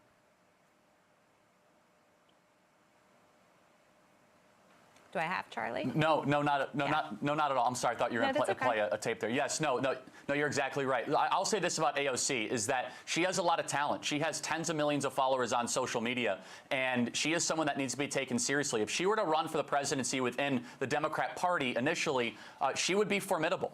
And, you know, we as Republicans, we can laugh and we can try to make fun of her, but she understands where the energy of the Democrat base actually is, which is a progressive energy. Now, good luck winning in Ohio or Michigan or Wisconsin or Pennsylvania and any of these Rust Belt states with that sort of radical left-wing perspective. However, this is whether or not AOC runs for the presidency will be a very interesting litmus test of where is the center and the soul of the Democrat Party. Are they going to try to double and triple down on what we would consider to be woke ideas or policies, or are they going to try to moderate themselves the way that Bill Clinton did in the 1990s and was able to kind of build a Southern Democrat strategy that ended up being very, very successful for them in the 1992 and 1996 election. Yeah. My bet is that there are far too many people on the woke side of the Democrat Party. I think it's going to go more in the direction of AOC, and she should be taken very seriously. Well, speaking of the bench, you can see with some of these picks from former President Trump for his current administration and cabinet that he's filling up the Republican bench. There's so much youth, there's so much vigor to combat what they're putting out there. And ultimately, you think to yourself, he's really setting up the Republicans in a great positioning for 2028. Oh yeah, I mean, look. Somebody said AOC the bartender. Bro, these are the types of people you need to take seriously. Don't be saying AOC the bartender, bro, because people root for the underdog, okay? People root for people that are not, that are the underdog. And if you really think about it, that's why Trump actually won this election, because he's been indicted. People said he's a convicted felon. People, like the Democrat came after him a long, long time ago for like 2 years now. His house was raided by the FBI. Like so many things that happened to Trump. His life was, he had attempt on his life twice. So he became the underdog, even though he was the billionaire, even though he was the former president, he still became the underdog because Kamala was like fresh, wasn't touched. The vice president, the media made her some honey of the world. But Trump became the underdog, and that's why the underdog always win. It's like in this life, people root for the underdog, especially brown skinned people. We root for the underdog, okay? Anybody roots for the underdog, okay? Just like in Rocky, the movie Rocky, you root for the underdog. So AOC, the bartender, she is going to be the underdog if she runs, and that's going to be a problem. So you better take her seriously. We don't want to get too cocky. We don't want to get too confident, but we really are seeing a potential for a decade-long governing let's just say regime, and I mean that in the best possible way, where we can see really low taxes, high growth, secure borders, and you look at this all-star team that you have. You have Vivek Ramaswamy, you have Marco Rubio, you have Elise Stefanik, you have this incredible Avengers squad, not to mention Elon Musk. You have J.D. Vance, who we'll see if he runs for the presidency in 2028, and the president has really set up this Republican Party to be a party of common sense, to be a party of younger voices, of innovative ideas. And you look around the Democrat Party, you have to ask the question, where is their bench? Where are their change makers? Where are their, really interesting types of candidates? The president won this election, and he is going to leave a legacy behind him, one that will keep the MAGA movement going for many generations to come. Yeah, and the answer doesn't lie in Kamala Harris or her political future. Charlie, we've got just a minute left, and I want to ask you about all the folks that do want to serve and those threats that they received before the Thanksgiving holiday. Ultimately, it's a terrible position to be in, and it really scares a lot of people and makes them want to steer away from politics, yet everybody is standing firm and they're dealing with it. Do you think that they'll go after those folks who made those threats? Oh, I sure hope so. Look, anyone that makes this kind of disgusting threats should face the entire full force of the federal justice system. I'll say this, though, that talking to some of the people that received those threats, such as Pete Hegseth and many others, their resolve to keep on fighting has only strengthened. They understand that they are here to be change makers. This is not just a normal man. Like the way they're taking anybody seriously now, because, you never know. Because now Trump has changed the landscape of politics in the United States. The way people think about politics, he's changed it. And he needs to keep it that way. The Republican Party, okay, needs to keep it that way. They need to keep it this way for the next 10, 20 years. Because the Republican Party have become the rebels. They've become the party of the people. They've become the people's favorite. They've become the underdog. They've become the normal, common American, everyday Americans party. Okay, before the Republican Party used to be like for the elites, but now the Democrats are now for the elites because they contracted Beyonce. They had Oprah Winfrey, Samuel L. Jackson, Eminem. Everybody you can think of in Hollywood came to campaign for Kamala Harris, and she still lost. Obama campaigned for Kamala Harris, and she still lost. So now the elite party is now the Democrats' party.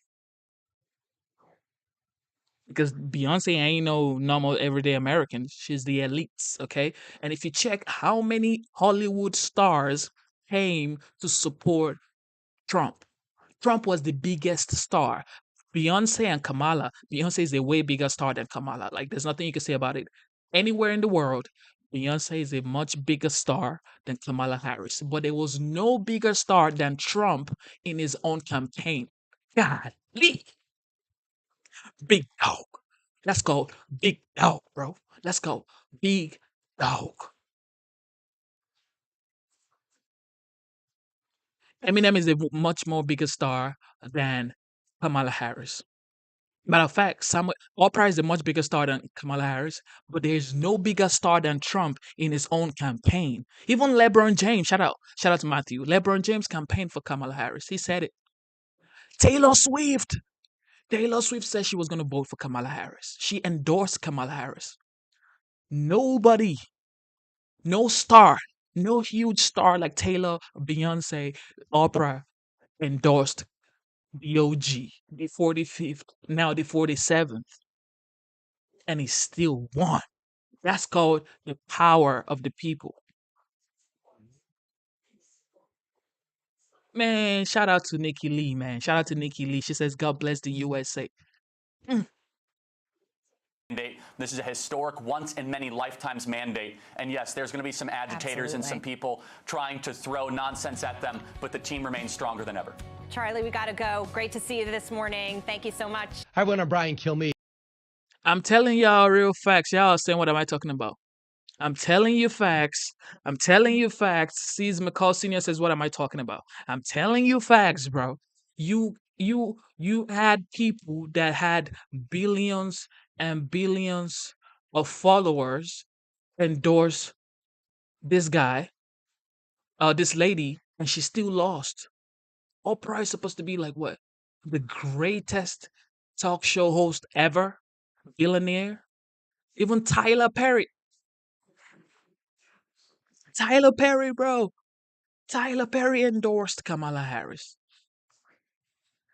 Everybody you can think of endorsed Kamala Harris. And guess what happened? She lost by a landslide. How can you lose every swing state? You lost every swing state. You lost popular votes and electoral college. Everything you lost. But even with the Beyonce, Oprah, Tyler, Samuel L. Jackson, Eminem, LeBron James, Taylor Swift, you still lost.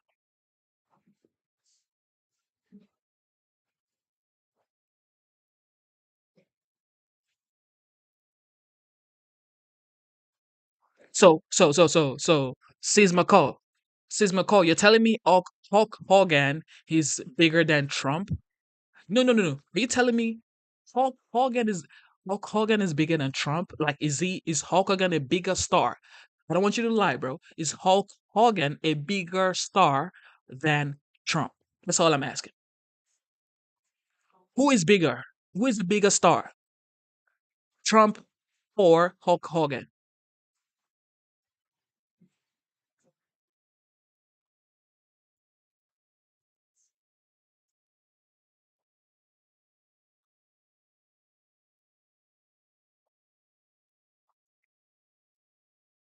I know you're going to lie, but I want the people to, everybody put in the chat.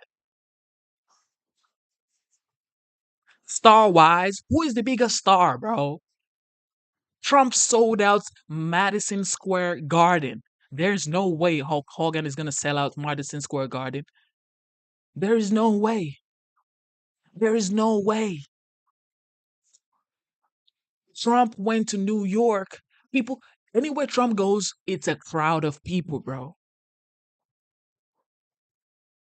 Okay, Zyro says before. Before when we were kids.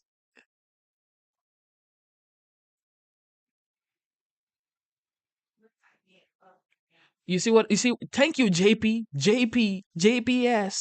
JPSR August says Hulk Hogan is washed up. Trump is the biggest star by far. Everybody says Trump. So meaning everybody who came to his election campaign, town halls, events, campaign event, or whatever you want to call it, Trump was still the biggest star. But everybody who came to Kamala Harris's event, they were all bigger than her. And yet, they couldn't help her win. They couldn't help her win, guys.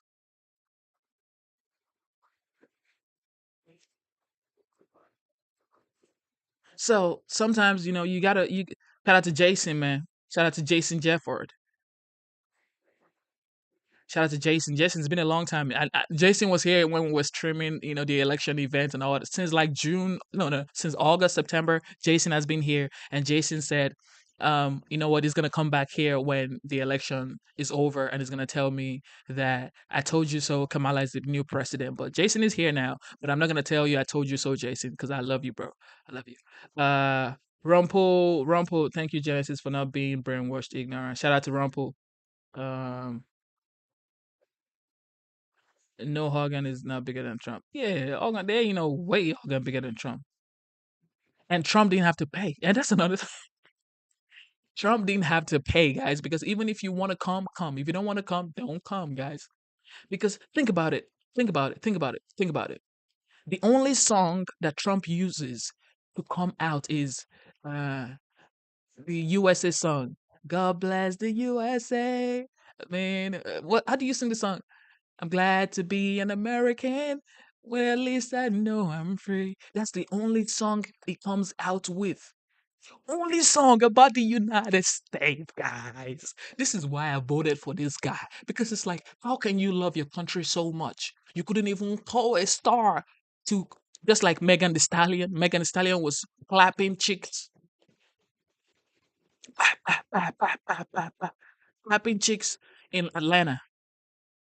Beyonce is talking about how she's a mom. Usher was, forget about Usher too.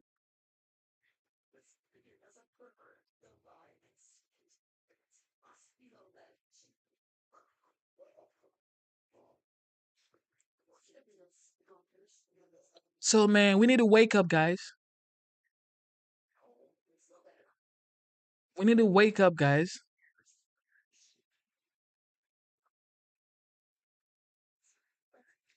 Man, look, you guys, I love you guys, man. That's all I can tell you. I love you guys. Wake up, stop sleeping. Wake up, okay? Wake up.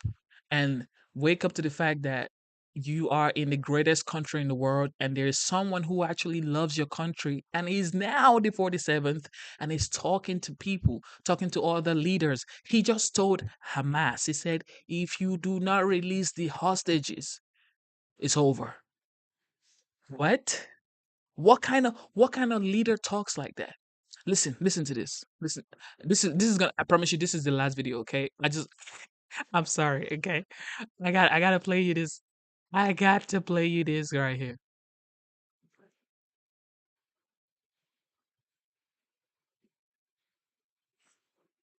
I gotta play you this right here. Like,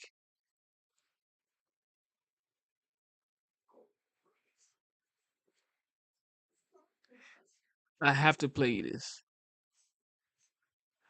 I have to play you this, guys. I have to play you this. And tell me if this is common sense. If somebody who with common sense talks like this.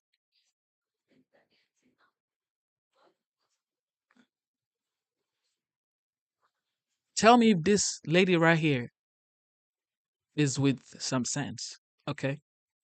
I just want you guys to listen to this.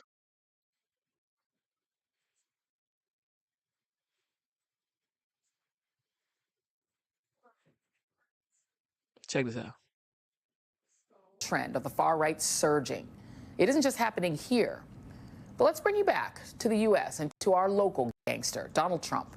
He's not even president yet, and he's already spending his time sitting in his golden palace, Mar-a-Lago, muscling other countries like he's Tony Soprano with a social media site.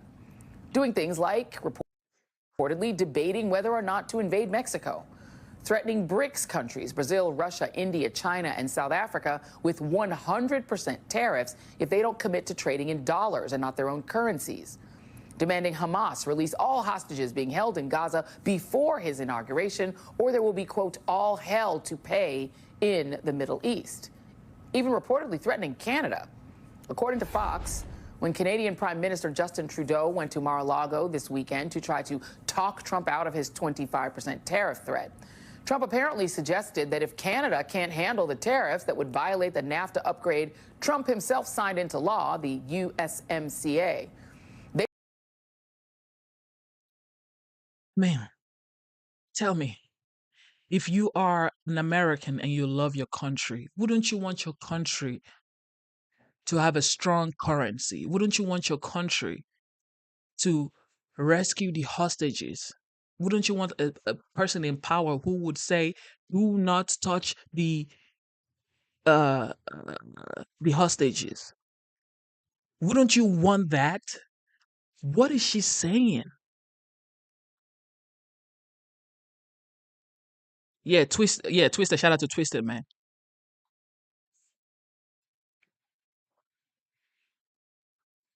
What is she saying? It should just become the 51st state.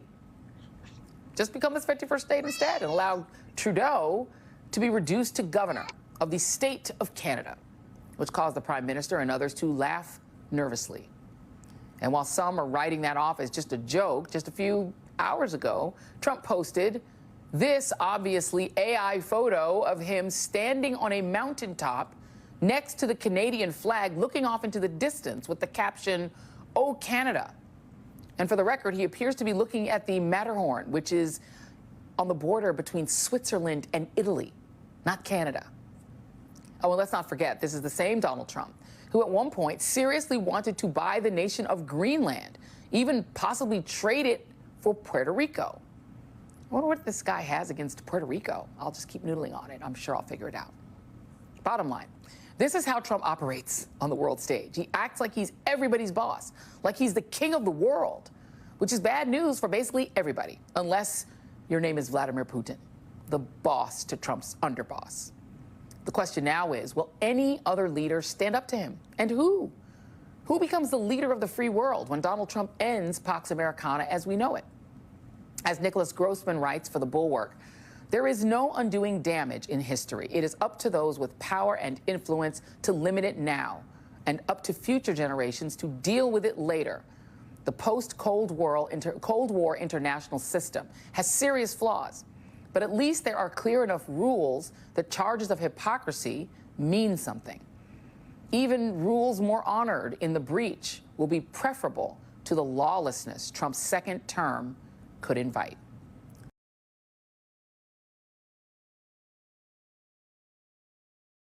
You can't make this up, guys. You can never make this up. You can never make this up. That's Joy Reid right there, guys. That's our sister right there.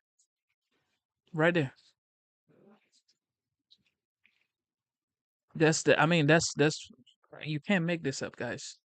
Who wouldn't want the hostages to be released? Who wouldn't want their currency to be used for trading? Who wouldn't want those things? Who wouldn't want a strong economy? Who don't want to negotiate with Canada and say, you know what? If you don't get in line and play ball, you might be the 51st state. Who wouldn't want a strong commander in chief? Who wouldn't want these things?